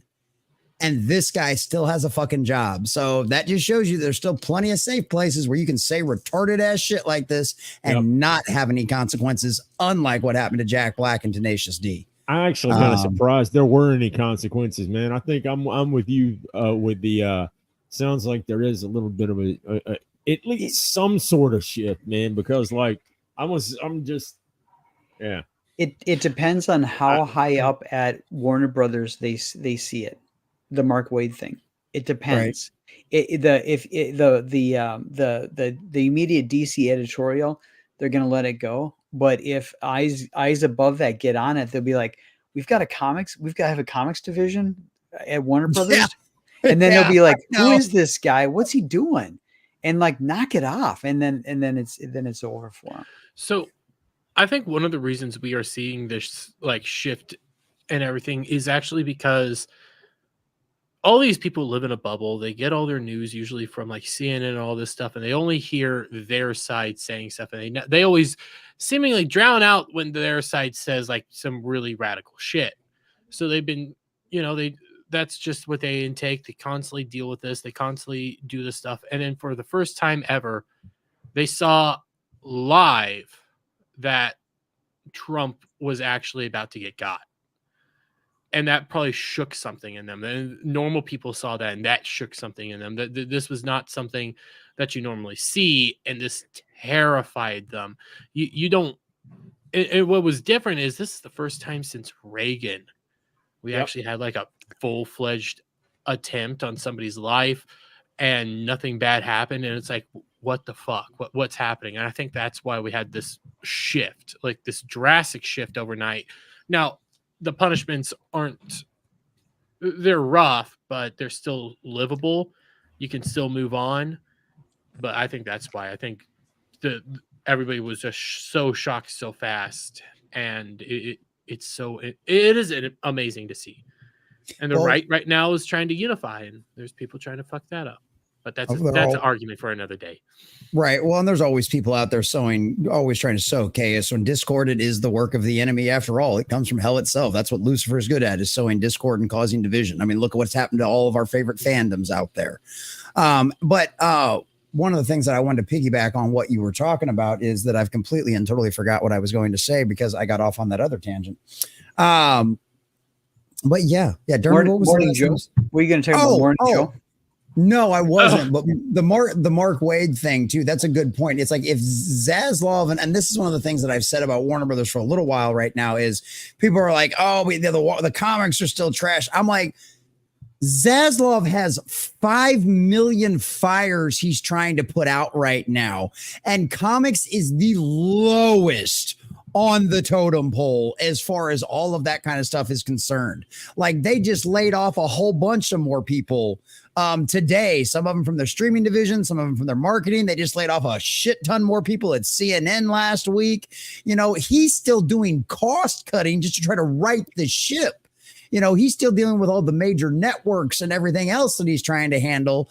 And this is also a guy that doesn't know shit about comics either. You know what I mean? He's a television dude, so he knows how to operate that kind of stuff. So yeah, he's going to have, until somebody elevates that to his level, until enough people scream about that on social media to get his attention, that shit ain't never going to fucking change over at DC Comics. It's just not.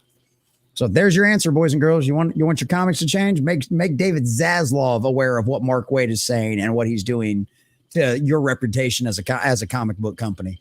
So I don't even think Zaslav really cares what goes on at DC, and my reason for that is like it doesn't really make money. He doesn't even really notice it. He probably forgets that he owns DC. Like there's still comics coming out. He probably forgets about that because there's so little money coming in. It probably.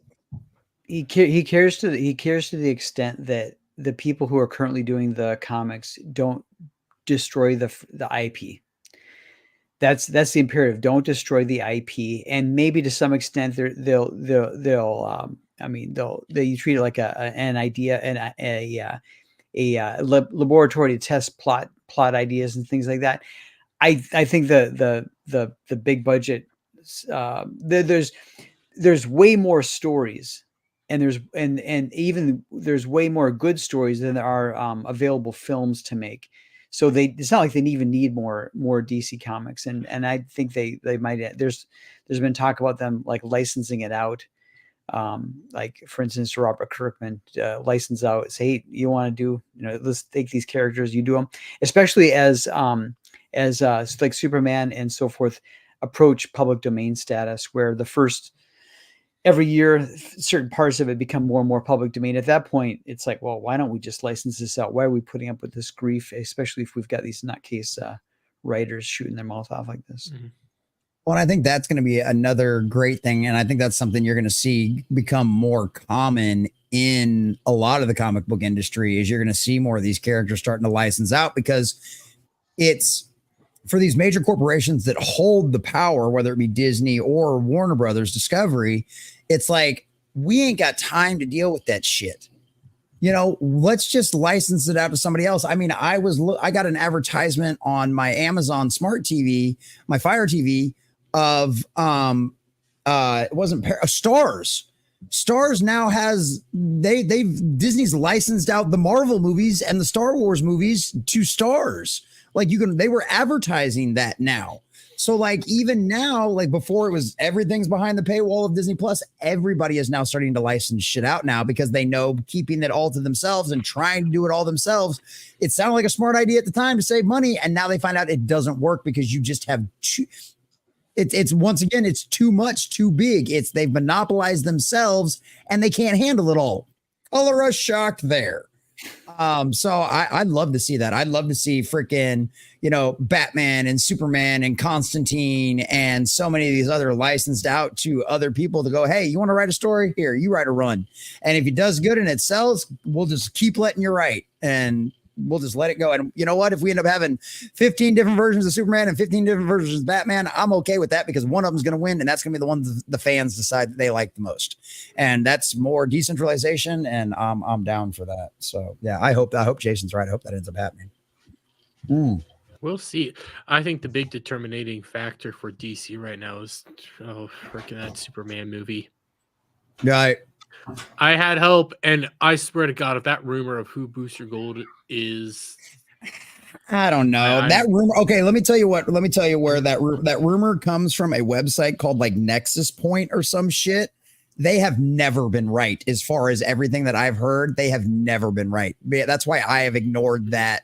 That's why I've ignored that. I've ignored a lot of the stuff because like one of the small screen UK, they keep pulling some of that stuff off. They keep pulling stuff from Nexus Point. They also pull stuff from My Time to Shine Hello, which My Time to Shine Hello has a halfway decent track record. Nexus Point does not have a good track record at all.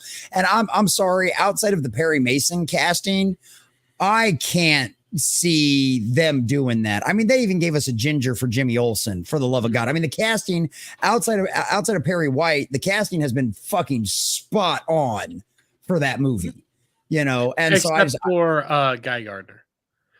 Nathan Fillion should have been Hal Jordan.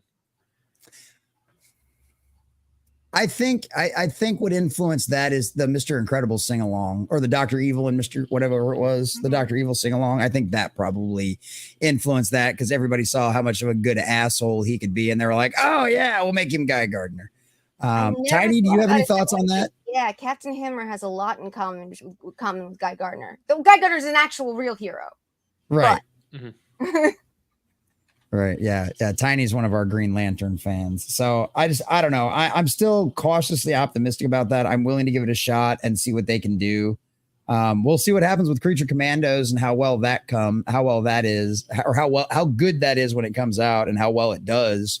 But I don't know. I know a lot of people are a lot of people are still very upset about everything, and a lot of people burnt. And I don't blame anybody for feeling like that. I mean, I was one of those. I mean, I cut my teeth doing this stuff on Warner Brothers leaks that a lot of them turned out to be right about Henry Cavill. It's just unfortunately it wasn't going the direction we all hoped it was going. Yeah. But also at the same time, can you blame Zaslav for just wanting to fucking clean house and start fresh? Not really. Not with all the baggage that came with all that stuff. I mean, I was excited when he was firing a lot of those assholes that were responsible for some of the bullshit, but it's so much baggage to deal with and to try to fix and everything else. So hashtag sell Zack Snyder's Justice League to Netflix. Hey, the greatest thing Zaslav did was can Rooster Teeth. That thing was hemorrhaging money like crazy year over year over year. It was bleeding viewers. It was bleeding fans. They weren't actually like succeeding anymore. It was an old content creation system that isn't required anymore. Fuck, we do what we do for pennies on the dollar, and we make more money than frickin' Rooster Teeth was. It was too corporate. It was too bloated, and Zaslav took one look at it and goes like, this is costing us money, and decided to finally shut the fucker down. Hell, they sold off their last remaining decent IP that is not that decent to some other person to just keep making because it was the only thing making him money, and even then it wasn't making him that much money. So like, Rooster Teeth's gone, yay! I'm happy. As a former Rooster Teeth fan, I'm happy. Yeah, when they fucking kicked, was it Hamada? I think it was Hamada. The bitch that didn't show up to the Black Adam premiere. I know what you're talking about. Yeah, like when I heard that he was leaving, I was like, yes, Zaslav, good man. And then you could tell he was salty as fuck because he didn't show up to the fucking to the Black Adam premiere, and I'm like, fuck you.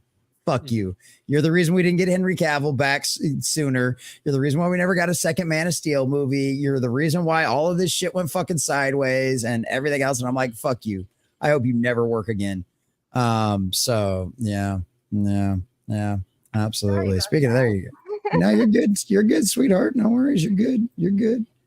Well, we'll wait for Diesel to come back to get into the Twisters thing, but no, Captain Have Fun absolutely has a bowl cut. Don't let him lie to you. He absolutely has a bowl cut. But yeah, no, I'm still cautiously optimistic about DC. I think the enthusiasm has been really good. I think this is my theory on what they're doing with the Superman story, because a lot of people have been like, why is the Authority in there? It feels like this is all way too much. And then like the Kingdom Come references. I think what he's doing is he's reversing the Kingdom Come story. I think what he's doing is he's going to have Superman be kind of the new kid on the block and in a world full of established heroes. And he's pretty much already said this, but he's going to be the shining beacon of light. A lot of people were worried, we're going to get a depressed bad guy, Superman, this middle of the road kind of gray. I think what it is because James Gunn has never said that. He has said he wanted the truth. He wanted that truth, justice, kind of hopeful Superman. He was posting pictures of Superman for all. What was it? Superman of all. What was it? The All-Star Superman? No, it was the Superman for all seasons. Superman for all seasons. The super hopeful Superman that you see in those stories and that kind of stuff. And that's honestly what I think he's doing. He's going to have Superman come in as the beacon of hope and go, you don't need to be corporate superheroes. You don't need to work for a private corporation. We don't need the government telling us what to do. We don't need a private corporation telling us what to do. I know what's right. I know what's moral. And I'm going to show you a better way to be a hero. And I think that's the direction he's going to go with this. And honestly, I think that's kind of a cool idea. As long as I still get my happy, hopeful Boy Scout Superman, I'm down. If he's going to come in here and show the authority and Guy Gardner, hey, stop being an asshole, because that's the other complaint. People are like, oh my God, look at these costumes. They look horrible. Well, it's because they're supposed to be corporate costumes or government costumes. It's like they're not supposed to be in their traditional form. I think the idea is for Superman to come in and right the ship and go, you all need to start being heroes again and stop working for these assholes. But I don't know. That's just my theory. That would be a fresh take. And I'm certainly going to give it a shot. I wouldn't mind if they do it if they do what you're saying, but they do it in the sense of he just goes out there and does it, and just by being the good guy, just by proving himself, that changes them. I don't really want to hear Kal-El give a lecture to the other superheroes, though. Right. Yeah, do a lead by example kind of situation versus having like this giant epic speech or something like that. Yeah. I want him to give an American Ferrera type speech like in Barbie. Oh God. No. No, you know what the speech I want? I want the speech from the president in Independence Day. Oh, I love that's what I want Superman to give. That's what I want. God, that was epic. That's an epic speech. The only other like we're about to go to battle and everything speech. There's that one and the one in the end of Pacific Rim. We're canceling the apocalypse. I love both of those speeches so much. Yeah, that was another good one. And he Idris Elba is just such a fucking incredible actor too. Like listening to him give a raising speech, you're like, that's a guy I'd follow into battle. Damn it! Like that's good. That's good shit right there. Yeah, his deliveries are just freaking incredible. So incredible. What about John Belushi in Animal House? Over? Okay. Was it over?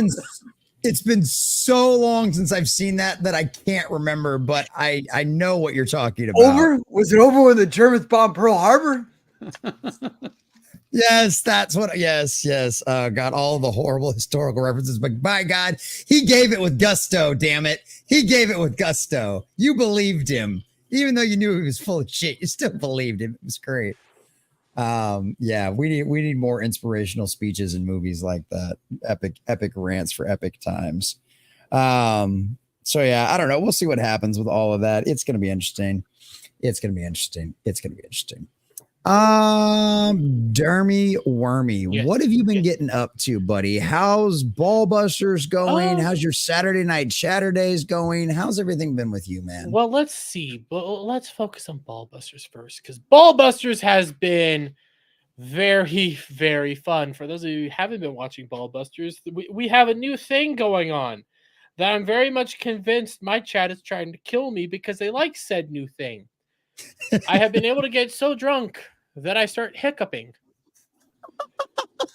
So you think Beardo reading super chats is funny? You think people fucking up super chats is funny? Wait until you see my chat decide to start sending very long super chat messages while I'm drunk off my ass and hiccuping a storm. Please tell me you do something to protect your liver. Huh? Please tell me you do something to protect your liver. Take milk thistle. Yeah. Anything. Yeah. He eats lots of liver. Yeah. Does that count? No. Lots of rib. Wait. You mean if I don't eat liver, it doesn't help replace my old liver? Nope. Well, to be honest, I only drink like Friday and Saturday, and like I don't drink a lot. I drink a lot on like Ballbusters, but that's because I go through like a bottle of fucking Crown on Ballbusters. Jesus Christ! But no, Jeremy, it's been fun. Yeah. I heard you drink. You drink Saturday to Friday. No, I drink Friday to Saturday. Oh. Listen. If I had time, I would drink Saturday to Friday or Friday to Friday. Let's be fair, but I don't have time and I don't have that kind of money. But no, it's been really good. Let's see. I did all of Doctor Who. I had a stream on Saturdays for a while before Saturday called Doctor Who Care Reviews, where I did stuff with Adam and just had Hollywood Scholar, where we went over this past season. So that was a trip. Then obviously I did Acolyte. I've been Hollywood Scholar bringing me into that fucking that anniversary special. My God, Dermy. Yeah, that's why I punished him. That was Because- good. I'm glad you punished him because he deserved to be punished after that. It was, if any of you missed that, I literally had to start drinking halfway through that first fucking episode. I think I ran out of, I think my wife had to literally go to the store. Like, it was so bad. It was so bad. Go ahead, Derby. But let's see what else has been going on. Well, Saturday Charity, of course, where that mainly just started because I needed a time to play games. I wanted to like just go out and do something for kind of myself and spend some time just relaxing, playing games. And then that just evolved into its own thing that I'm having just tons of fun. I pull up I play a game, I sit in my Discord, I talk with some of my friends and stuff. I got this thing called a reactive Fuji, which I saw VTubers using, and essentially because I use OBS. If we were in a Discord call, you could see like all your Discord logos like right here, and every time you talked, it would bounce up and down. Mm-hmm. There's really cool. I've been getting into like VTubing stuff. I'm thinking of getting my own VTubing avatar because it looks so fun. It just looks fun and enjoyable. I'm not going to be a VTuber, but they look fun. Oh yeah, I did start I assist in a new Saturday show called the Lowell Ranch. The Lowell Ranch. We're going over locales and some drama throughout the week. Oh my god. Yeah, things have been really weird since the end of Vegas. There's been a lot of ups and downs. I've pissed off an Australian game journalist person. I pissed her off. Congratulations. Yeah, I got a lot of views from that. A lot of hate too, but a lot of views from that. So, money in my pocket. Then, I got Paul Tassi responded to me. Yeah, Paul Tassi responded to me. There you go. So, yeah. Any Rachel Zegler interactions? No, not Rachel Zegler. She hasn't really been that popular anymore. Listen, I'm pretty sure listen. Okay, between you and me, she's kind of used goods now, Once stuff starts hyping up again, maybe I'll go back to her, but nah.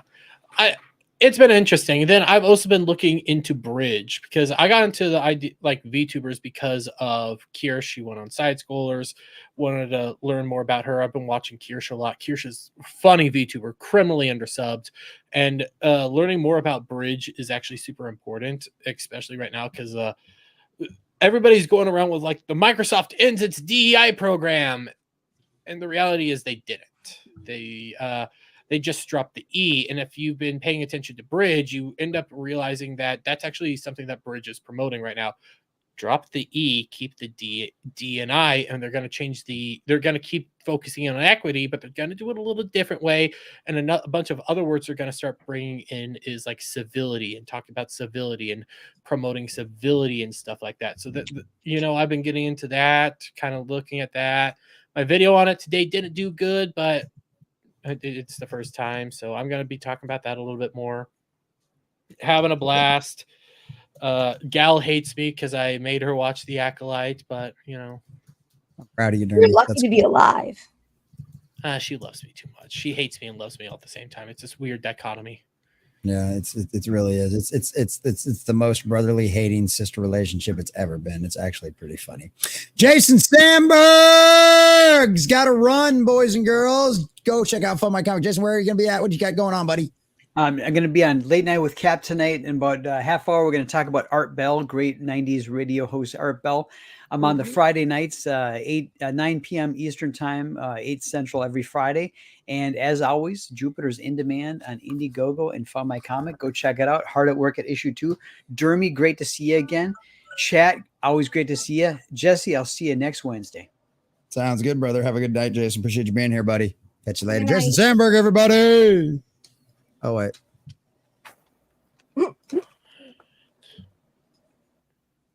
Oh, speaking of Low Ranch, I don't know what that was. One thing that people are going to probably want to do is tune in for this week because last week we did Boogie, and then that got interrupted by Trump, which was that was that surreal moment that everybody knows where they were when something happened.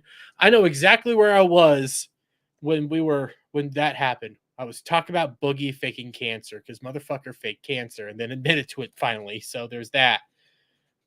Then this week we're gonna be talking about Destiny because fuck him right in his goddamn asshole.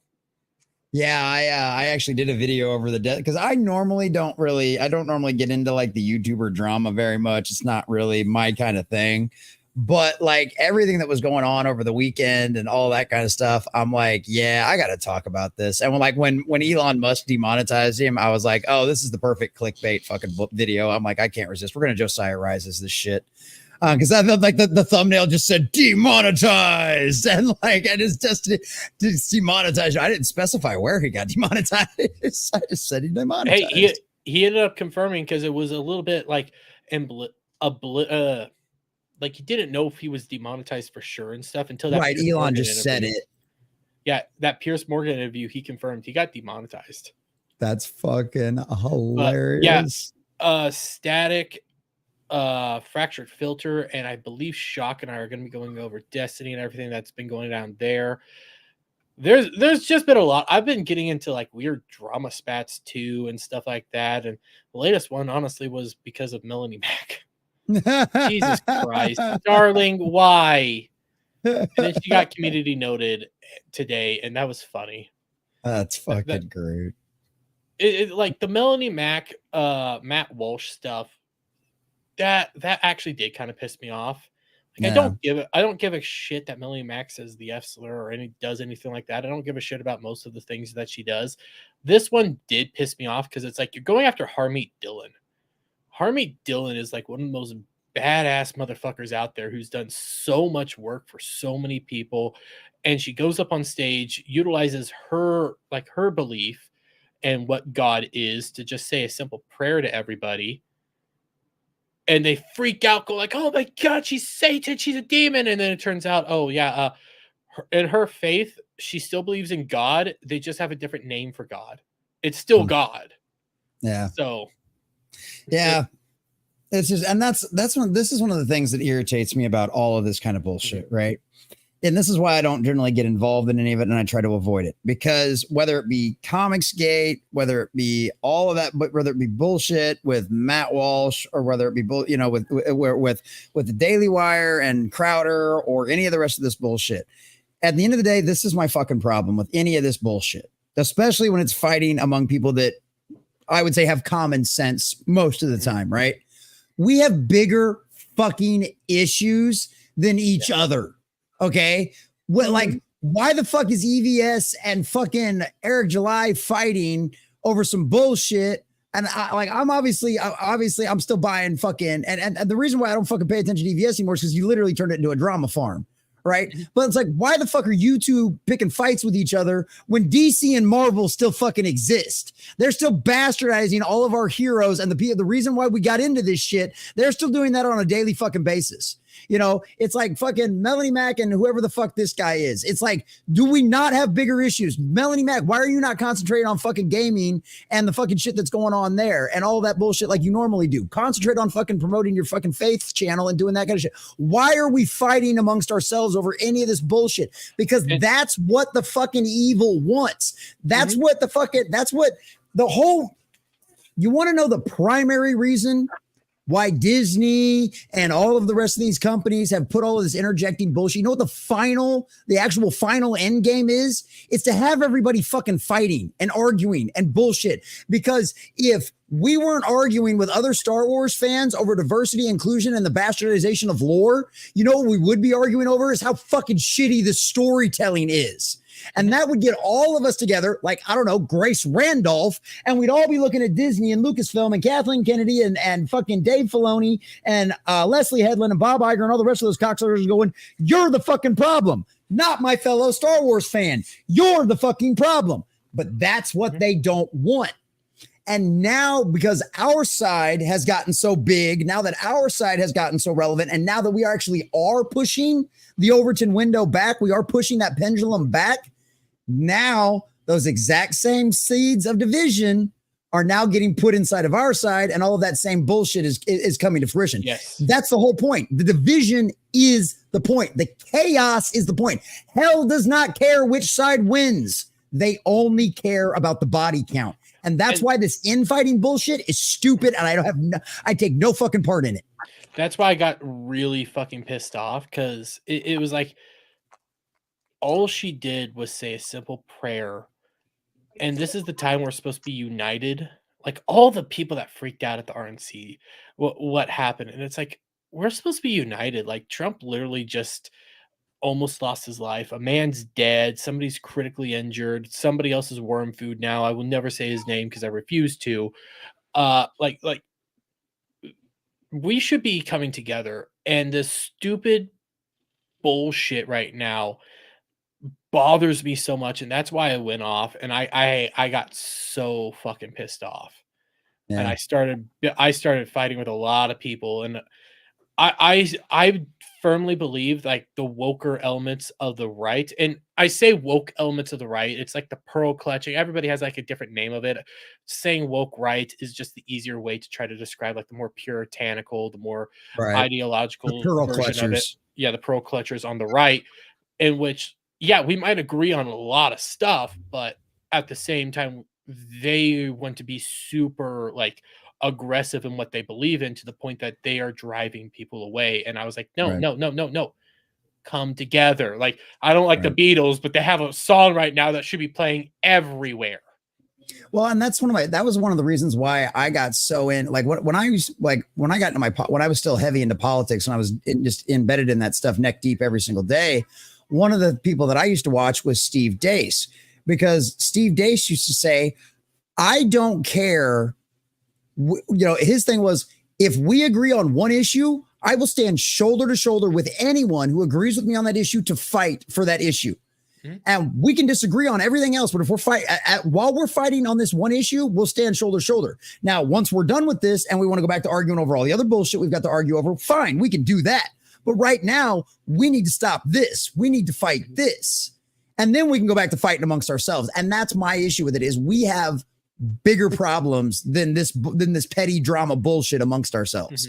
Mm-hmm. Let's not fucking do that. There's bigger fish to fry here. Let's concentrate on the end goal. Let's shift this Overton window back as far as we can get it back the other direction again. And then once we get to a slightly comfortable place, then we can start arguing about all the details again. You know? And it's like let's not fucking do this right now. Are you trying to cut off my children's genitalia? No. Okay, cool. I bet we can. Do you agree with that? No. Okay, cool. I bet we can work together on this. Yes. You know what I mean? This shit isn't fucking rocket science, man. It's just not, but it's ego. It's always fucking comes down to ego, man. Ego always gets in the fucking way. Pride before the fall. Trust me, I know ego is getting away. It's not just ego that's been getting away in some of these drama areas. It's the grift. It's the sense of pride. And there's some other stuff that I've been involved in that I'm not going to get into because it's not fun. Some of this, like even me bickering with Melanie Mac, I didn't enjoy doing that, but it was like you went too far. Like a lot of it that's coming down is a sense of ego, the sense of wanting to kind of, sometimes it's a grift, sometimes it's wanting to rub shoulders with people, and it's blowing up to a point that it's not as fun. That's why I like Saturday Charity. I like my pseudo charities. I like ball busters and stuff. And I invite people on and I talk to people. I talk to people that disagree with me all the time. I put out my videos. I've tried to just now start focusing on me, my crew, my stuff, hanging out with friends, having a good time, fighting the good fight, and starting to go after bridge. And then when I really want to unwind, throw on a VTuber and listen to some VTubers. Because it's just nice to that's a good escape. You won't think it is until you just start watching and you're like, God damn, this is actually kind of funny. Right. So and Captain Have Fun asked, am I the only one who doesn't do this or ask for money? Well, I mean, I think I do. I ask for money because you guys have made this my full-time job. You know what I mean? It wasn't like I asked for, I always dreamed of it being a full-time job. Well, I actually didn't even think about that in the beginning. I thought it was just going to be something that I was going to do for fun while I was bored at the vape shop. And then it just kind of became a full, then that stuff ended and I had to make this my full-time job and you all came in clutch and supported it, But the other thing about this is a lot of people think they want to do this until they actually have to put in the effort to do it. And then they realize that it's not as easy as what everybody thinks it is. You know, there's a lot more effort that goes into this. And not everybody can do it. Not everybody can pull off hosting a show. Not everybody can pull off making videos. Some people have to do scripts. Some people can talk off the cuff. Not everybody's gifted with the gift of gab. Not everybody can just bullshit about things, you know, and that's the other thing is not everybody's meant to do this either. Not everybody's meant to turn on a camera and talk through a microphone. And a lot of people don't want to do it either. There's tons of people in the chat who have no desire whatsoever to do this shit. You know, they much rather just watch us do it and listen to us rant about that. But if you feel like you can do it, by all means, give it a shot, give it a try. And there's tons of things that I'm not talking about. There's tons of things that I'm not going to talk about because one, it doesn't fit on the channel. Like me dipping into the political ring right now, making like the things on Jack Black or the VTuber or doing anything that's a little political. That's a little bit like going on right now because we literally just had history made and people are reacting to that in the pop culture sphere. I'm not going to always be doing that. I'm going to be talking about VTubers. I'm throwing in some VTuber content because I enjoy talking about VTubers, and there's some interesting stuff there that comes around from time to time. Then there's other topics that are in the pop culture sphere that I know nothing about, or I just don't care, and I'm going to leave that for somebody that does care or knows more than me to take it and run. Some of that rumor content, that rumor content can get you a buttload of money and a buttload of views. I don't like doing rumor content because that rumor turns out to be false. I'm up shit creek. I just hurt myself, so I don't want to deal with that. I could talk about a rumor on stream with people like we did just a little bit ago, but that's not me actually making rumor content. That's just me like talking about a rumor with a bunch of friends and stuff. It's this entire thing, and sometimes you can't do it. Me, I don't know if this will ever become a full-time gig. If it does, great. If it doesn't, I'm happy all the same. Yeah. You've got a great hobby that you can literally do even after you retire. That's what I always tell everybody. If you get into it as a hobby, this is literally something you can do after you retire from whatever your normal job is. If you've already got your normal retirement and everything, you can just fuck off and play video games with your friends and go on streams and do whatever the fuck you want once you're used to doing it and all that kind of stuff. So, I also think this is a difference between me and a bunch of other people. I'm always perfectly fine in almost every situation because I always find a way out of it. I always figure stuff out. And if I use this as an example, I would love to one day get on FNT or like side scrollers or any of those sites and hang out with them for like a day or be a guest now and then. I would love to do that.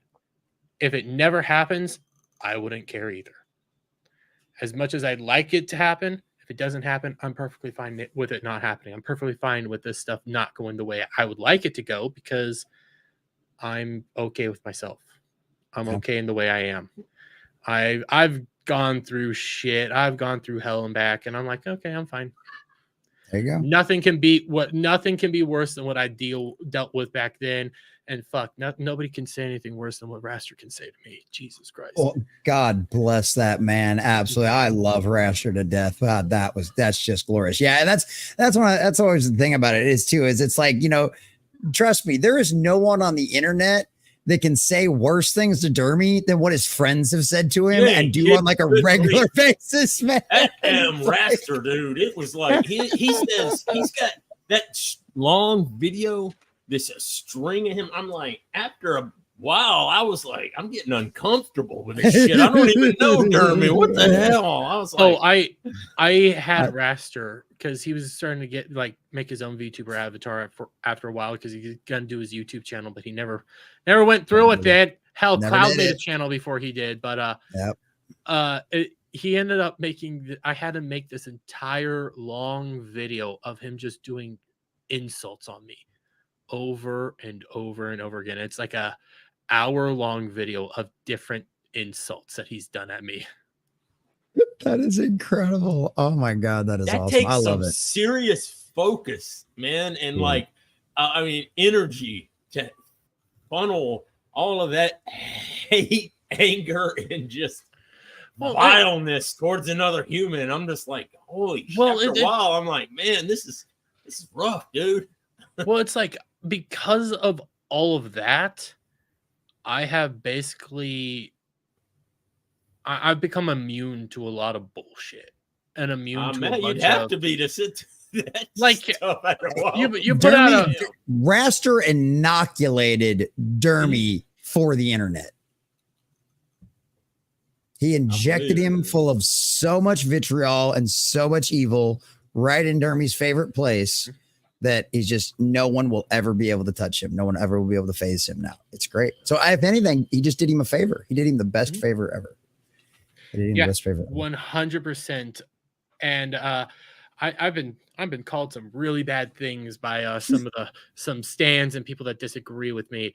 And I'm just over here like, dude, man, you ain't got shit on Raster. You ain't got shit on Raster. Wake him up after a 10-day coma, and he's got more than that. The other thing about Raster too is Raster's intelligent too, right? And he's articulate. Like Homeboy can make it really good. So, boys and girls, something else that I thought was really good, and I want to get into this real quick, mostly so I can let Diesel run rampant about this one, so I can go to the bathroom. But Twister's director on not mentioning what dipping here in like 4 minutes. Okay, cool. Well, that's okay. We'll just get your thoughts on this real quick, and then we'll let Diesel have at it, and then we'll let you get out of here. So, Twister's director on not mentioning climate change movies shouldn't preach a message. So they go through this whole little thing. The storm chasing sequel is racking up positive reviews. It's supposed to end up making like $55 million this weekend. But one thing Twisters doesn't have, a reference to climate change. This is rather surprising. Possible impact of climate change. Tornadoes complicated. Yada yada yada. So when the director was asked about this, he said even such a throwaway reference would be like beating a Red Step moviegoers over the head with a DVD copy of an inconvenient truth. To hear director Lee Chung tell it, that's what it felt like to this Hollywood Reporter. He said, I just wanted to make sure that with the movie, we don't ever feel like it's putting forward any message. I just don't feel like the films are meant to be message orientated. I think what we're doing is showing the reality of what's happening on the ground. We don't shy away from saying that things are changing.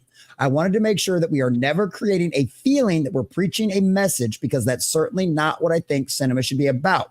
I think it should be about a reflection of the world.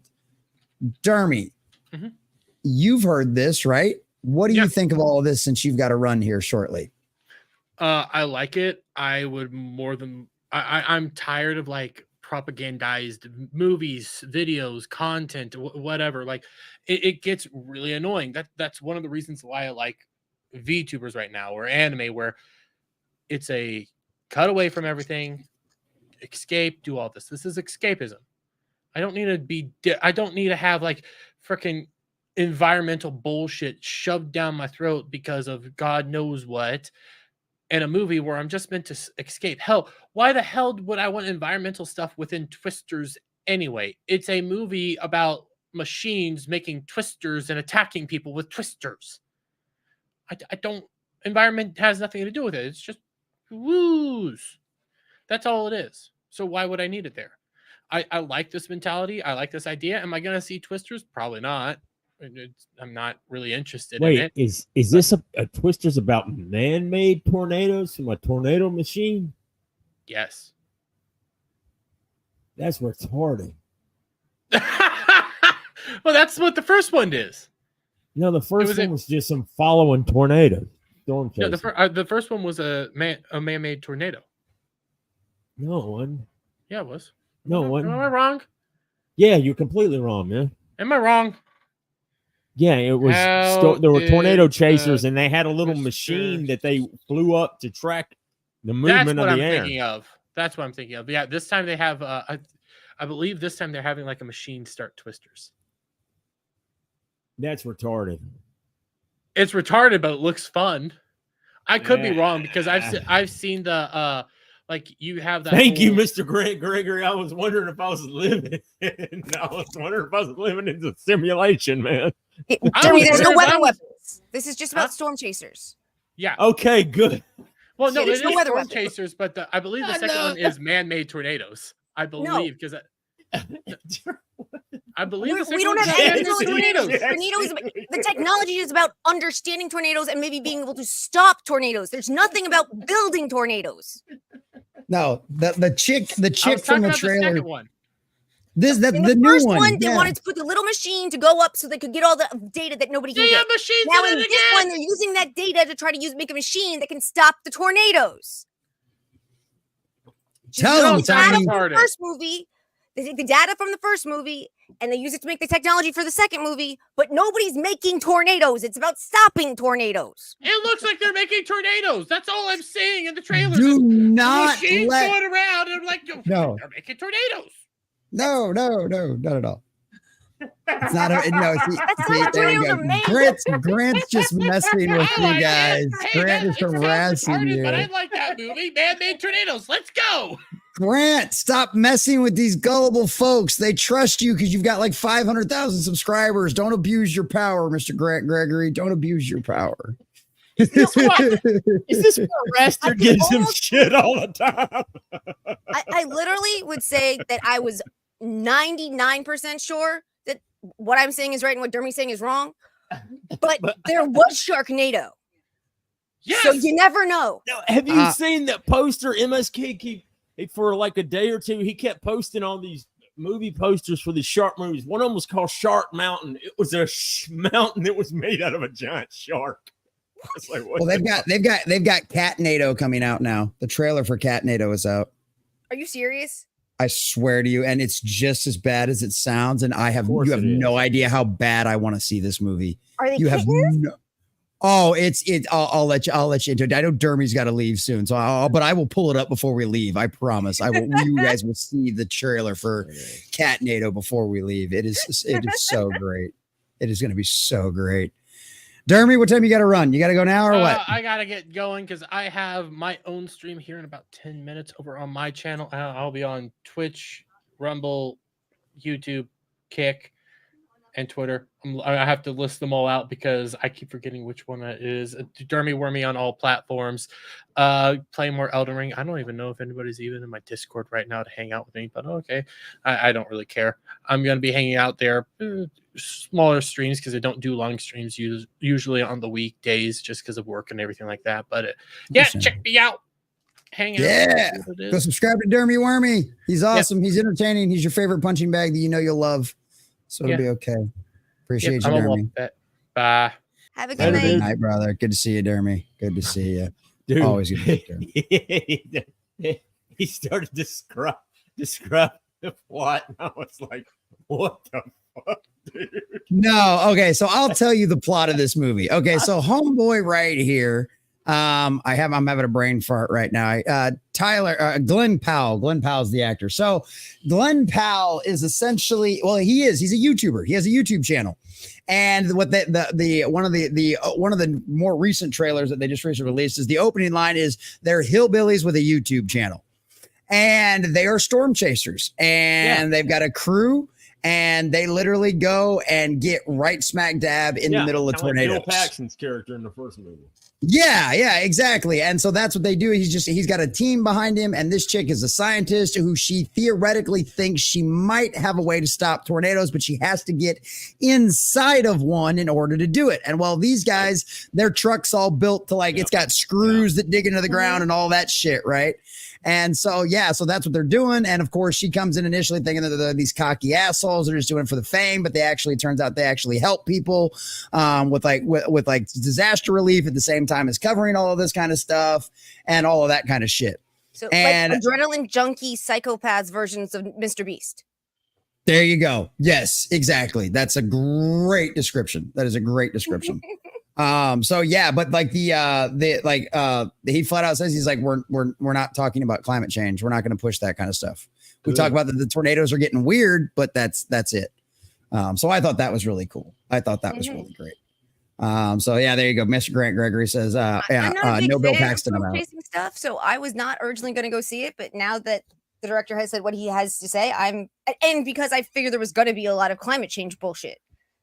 But the fact that there isn't, that makes me want to go see it now. Yeah. Well, I was wanting to go see it, and then Dermy started describing the plot, and I was like, this is fucking retarded. I'm not watching this movie. People don't throw tornadoes at other people. I've got the tornado machine. do not trust okay, do not trust Dermy's instincts on things. Okay, just let me reiterate that for everybody right there. I fucking love it.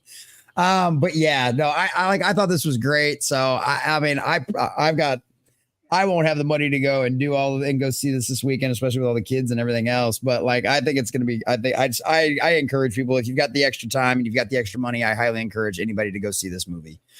Just because that's the kind of attitude we need from Hollywood directors and writers. And Lee Isaac Chung is out there just telling it how it is. I'm not here to push messages in a movie. And I love that. So yeah, I love that.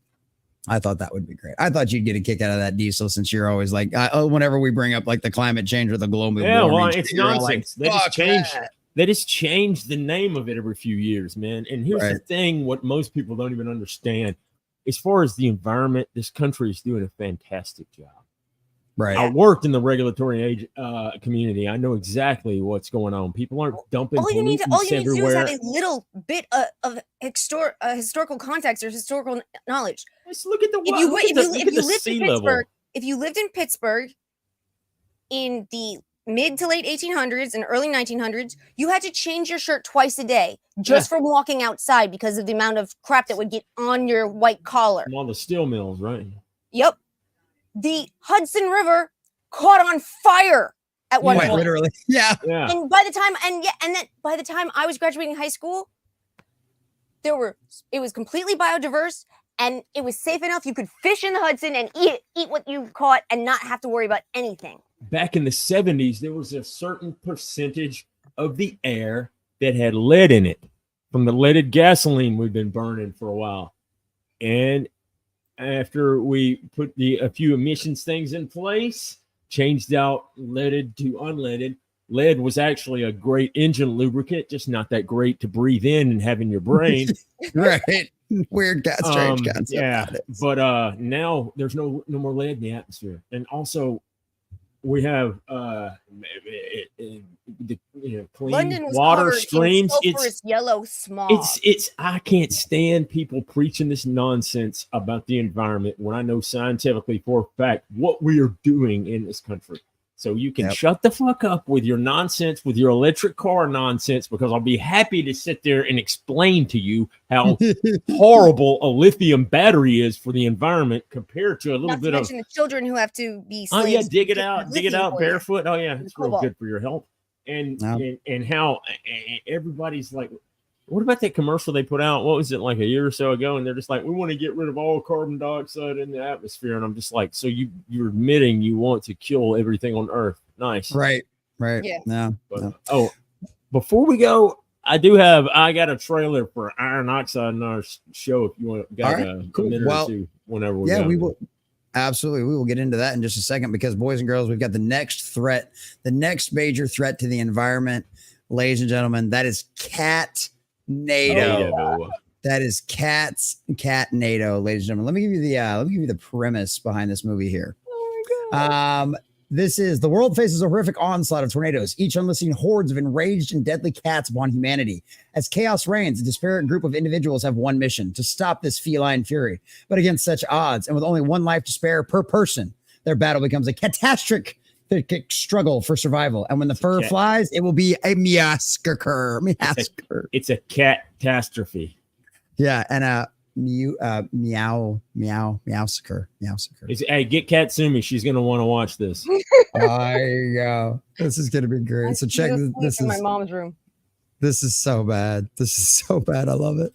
Cats, they are God's little creatures. They can bring a person so much joy and happiness. They can be truly wonderful, but they can also be little killers. Monsters from hell, some may call them, waiting for that one day to attack.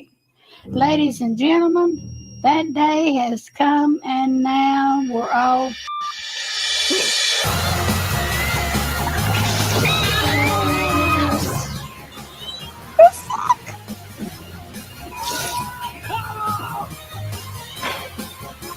Oh my Oh God, it was horrible. And there was cats just spinning around this tornado. You wouldn't believe it. And they were like, oh my God. I don't think I could even sit through that, man. I think the entire budget went to that stuffed cat they threw on that windshield, man. Thank you, Grant. Thank you, Mr. Gregor. I'm sold. Me too. Like, this is a B-rate movie that leans Cats, they're into the fact that it is a B-rate movie. Like, this is, I love this. Like, the stuffed cats, like the horrible CG. I like that right there. Like, it's just like, this was my theory, and I put this out there on stream the other day. This is my theory. This is what happened with this movie. Okay, these guys are B-rate horror movie makers, right? So they're always trying to buy shit on the cheap, props, things that they can use as props, right? So they're always buying like big stock sales and shit. Yeah. So Homeboy was buying things from the port, you know, some stuff that cracked open, a case that cracked open. It was filled with a giant case of just stuffed animal cats. And he's like, I got an idea. We can use these. The idea of Catnado was born. And because I mean, like, they're literally throwing stuffed cats around for the fucking special effects. They don't give two shits. They're leaning into the fact this is a B-rate movie that is just a mockery of everything. And I'm here. Look at the stuffed cat. Look at that stuffed cat, man.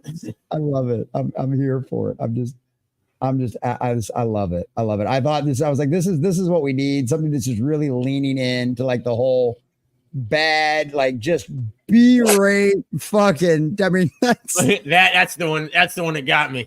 Yeah. Yeah, that's the obvious one. I didn't catch the other one until after I watched it the first time. Like, it's just like, oh no! I was like, is that a stuffed cat? And then I saw this. And I was like, I like how it bounces when they hit it, dude. So the best part about this is PETA can't even get mad because clearly no cats were harmed in the making of this movie. They used stuffed animals for the entire fucking thing. I think they used stock footage of the cats meowing and just people like at PETA are dumb enough to not get that. Oh, they would be. They absolutely would be. So I thought that was great. I thought that was hilarious. Absolutely. How did you find that? It literally, one of the little stream thing, one of the news organizations that I follow just like put the trailer out there on Twitter, and I was just like, oh my God, this is the best thing ever. This has got to be, like, initially the reason why I looked into it is because I thought it was from like the same people as Sharknado.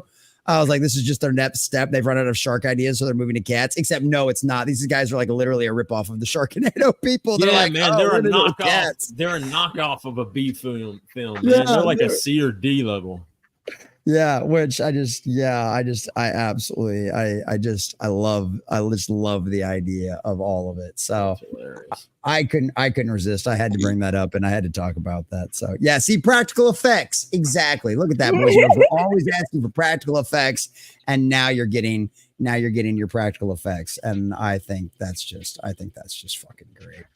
But yeah, you know what else is great, ladies and gentlemen? You know what the Catnado is a great segue into? Memes.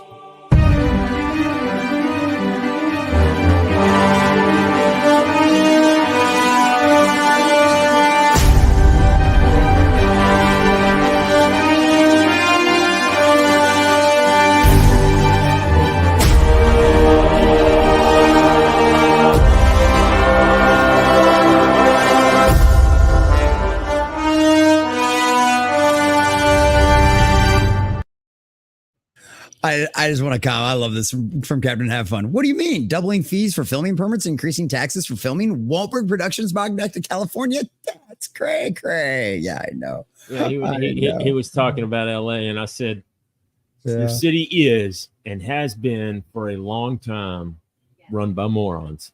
Yes, absolutely. I love it.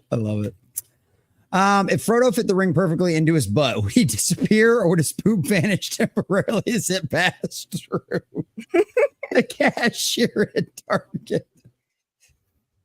Oh, that's fucking great, Jim Bone. Good find. Oh, that is good. He may be Captain America, but you're not Steve Rogers. You're out of line, but you're right. Yep. That's it. I was like, I even commented on that trailer when we watched it. I was like, that's the truest line in the whole fucking trailer. You're full of surprises, Master Trump. When he was wearing the mithril and he got stabbed and it didn't hurt him or shot by the arrow. Oh, that's great. It's been a bad couple of weeks. How do we get Joe out of the news cycle? Do a press interview. Attend a NATO summit. Attempt an assassination on Trump. Employee of the month. Holy shit. He didn't get thrown out the window for once.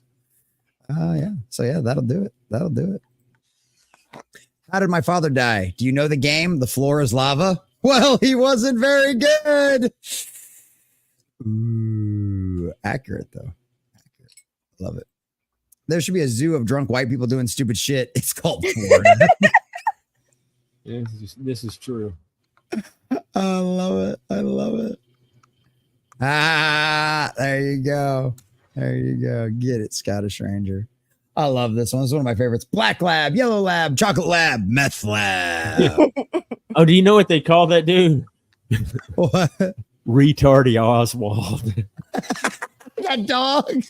No, that's the would-be assassin. Oh, They kept calling Retardy him Oswald. Retardy Oswald. That's great. Trump versus Bullet, Biden versus Stairs. Nice. Nice to meet you, President Putin. Nice to meet you, Vice President Trump. Good old Biden gaffes. And he's back with more money This again. one, that's all this one. Achievement unlocked. Survived assassination attempt. Oh, that is great. Was that all we had this week? And boys and girls, if you haven't already learned, we have primarily moved over to Discord now. No more Rumble. Let me see if there's any of these. I'm trying to. Oh yeah, okay, yeah, we saw these ones. Yeah, England removal. Yeah, okay. Well, I appreciate all of the hard work out there. Yeah, because we had to explain the Watership Down thing last week. Oh yeah, That was very entertaining. That was very entertaining. But yeah, there you go. Venus, what's going on, buddy? Fucker sold the boat to someone else. Oh, I'm sorry, Venus. Venus was waiting on a call back about a boat earlier today. Well, all right. Diesel, bring up your trailer. You got a trailer to show us off for you and the Iron Oxide show. Bring that up, buddy. Tiny, you got anything you want to talk about or bring up before we get out of here? Well, this Sunday will be the third episode of Moxie James / Shirley Durley / Jess and my Star Trek The Next Generation retrospective. It should be fun. And other than that, I'm just getting back into the swing of regularly showing up on everybody else's channels. Oh yeah, there you go. Dope. That'll work. That'll work. Diesel, did you get that pulled up yet? yeah, man, yeah. Hold on. It's in my messages, so let me see if I can. That's so funny. That's so funny. I need to see. I'm looking for the midweek comp because I want to send you guys over there when we're done here, but I'm having a problem finding the actual link and stuff. That. Oh, cool. Space Jockeys. Here we go.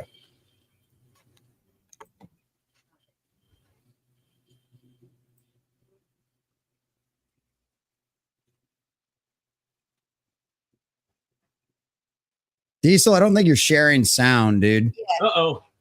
I'm not hearing anything, man. Uh-oh. Let me see. That's not cool. That's it. Boomer. Boomer. Diesel. Also share audio. There you go. Wait, that's off. It was on. Blue is on. Oh, that's your problem. That's your problem. No, I was sharing it. It's not. No, there's no sound for either of us. Mm-mm. Well, yeah, there wasn't at the time. You probably just didn't click the right button. No, it was clicked. I'm pretty sure. I'll double check it. It happens. Gay. I can't raid midweek comp. Bastards. To share audio, share a tab or screen. Oh, entire screen. All right. All right. Let's see. Can you hear it now? Yes.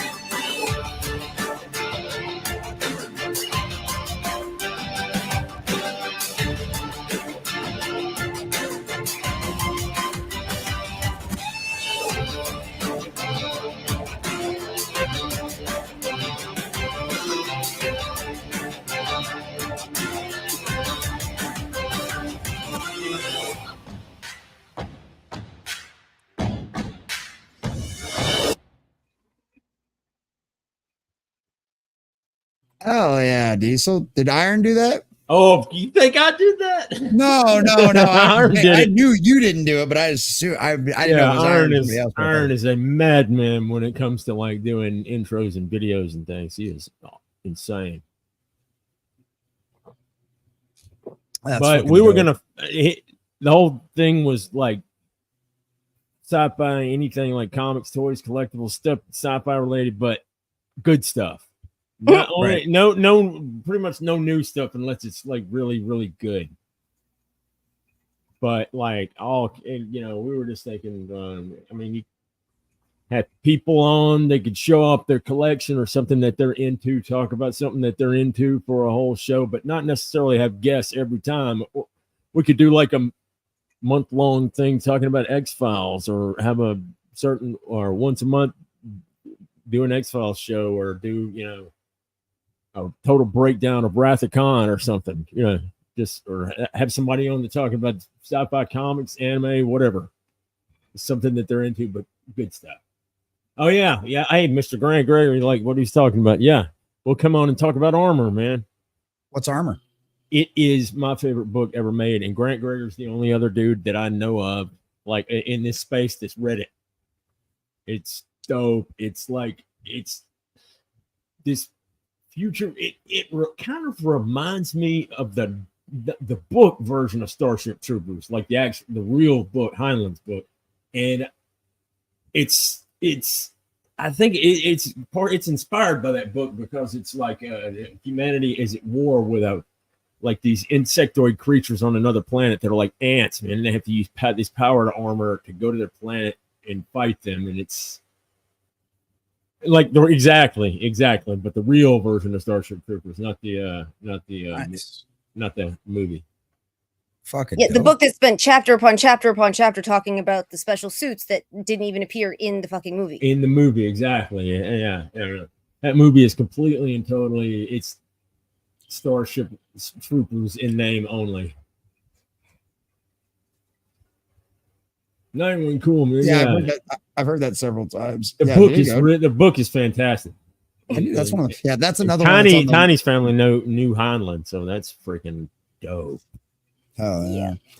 That's one of those that's one of those things that's on the long laundry list of things to read and get to and all of that kind of stuff. I finally started another Caiaphas Cain novel the other day, and then I've got a few mangas of Black Clover that I've got to read. Did I tell you about that, Tiny? Did I tell you about that?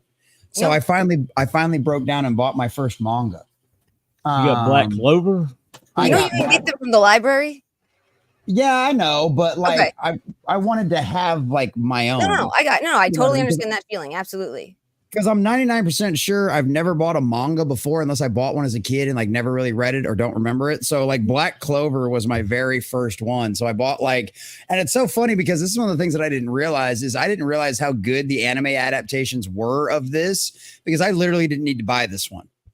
Nope. Like it's literally a scene for scene recreation of exactly what happens. And so I've got that, because I was like, I loved the show and I was so into the story. Like I didn't want it to stop. I want to know what kept happening. So so I've officially bought my first manga. Does that officially make me a weeb? I don't know. Do I need to get a body pillow? I'm not sure. So I'm officially in all of that. What is Sutter Kane? I've heard of Sutter Kane before, but I've heard of it too. Is that like a manga or a book series? But yeah, so that's been a fun little adventure. So yeah, all kinds of cool stuff we've got going on there. So yeah, that's one of those, that's on a long laundry list of things I need to read is Starship Troopers. So yeah. Well, boys and girls, anybody got anything else? I guess we can wrap it up a little early tonight, which I'm okay with that. Means I don't have to be rushing to the midweek hump tonight. Yeah, why is midweek hump ending? It's a time thing for Shags. He's had some health issues and stuff like that as well. And it's just one of those things, it's just, he's still going to be doing his channel. He's still going to be doing his interviews and all of his podcasting and stuff like that. It's just, the midweek humps just become too much of a hassle for him. Yeah, so you guys stay up too late. That's Whoa, way- dude! I was seriously considering like not doing my Tuesday and Thursday morning shows just because of like how late I'm up every Wednesday. I mean, I literally stream for like probably 13, 14 hours on an average Wednesday between this show, my morning show, and the midweek hump. You know, so it's like I'm up. I was normally up until 1 or 2 o'clock in the morning on the midweek hump. You know, so I mean, some of those shows went super late sometimes, especially when we had the afternight guests and the bonus episode or the bonus time over on Rumble and stuff like that. So, yeah, see, there you go. Mr. Grant Gregory admits it. Blame the Jews. Blame the Jews. Absolutely. Seriously. Yeah. Well, because Grant's a Jew too, and we've got I two know, Jews. but that on the show. doesn't We've got mean Rox. you should keep We've got doing Rox. it. We've got Rox and Grant. So we're gonna blame the Jews on the panel, not the black guy. So it's only fair. Didn't you hear? Oh man, I should have brought that up with you while you were here. Tiny. I did a video that's gonna come out tomorrow over Sabra. You got any thoughts on that and what Disney Marvel's done to her character and her backstory? I don't actually know that much of Sabra, but Okay. she came about as far as I understand it, she came about during the time when they were doing the Council of Captains, like Captain America, Captain Canuck, Captain Britain, Captain this, Captain Captain so she was Crunch. basically Captain Israel. Right. I actually kind of liked her original costume. It was kind of cool. I thought, yeah. The idea that Yeah. that she now she wears a pendant that happens to be a Moghine David, and that's it.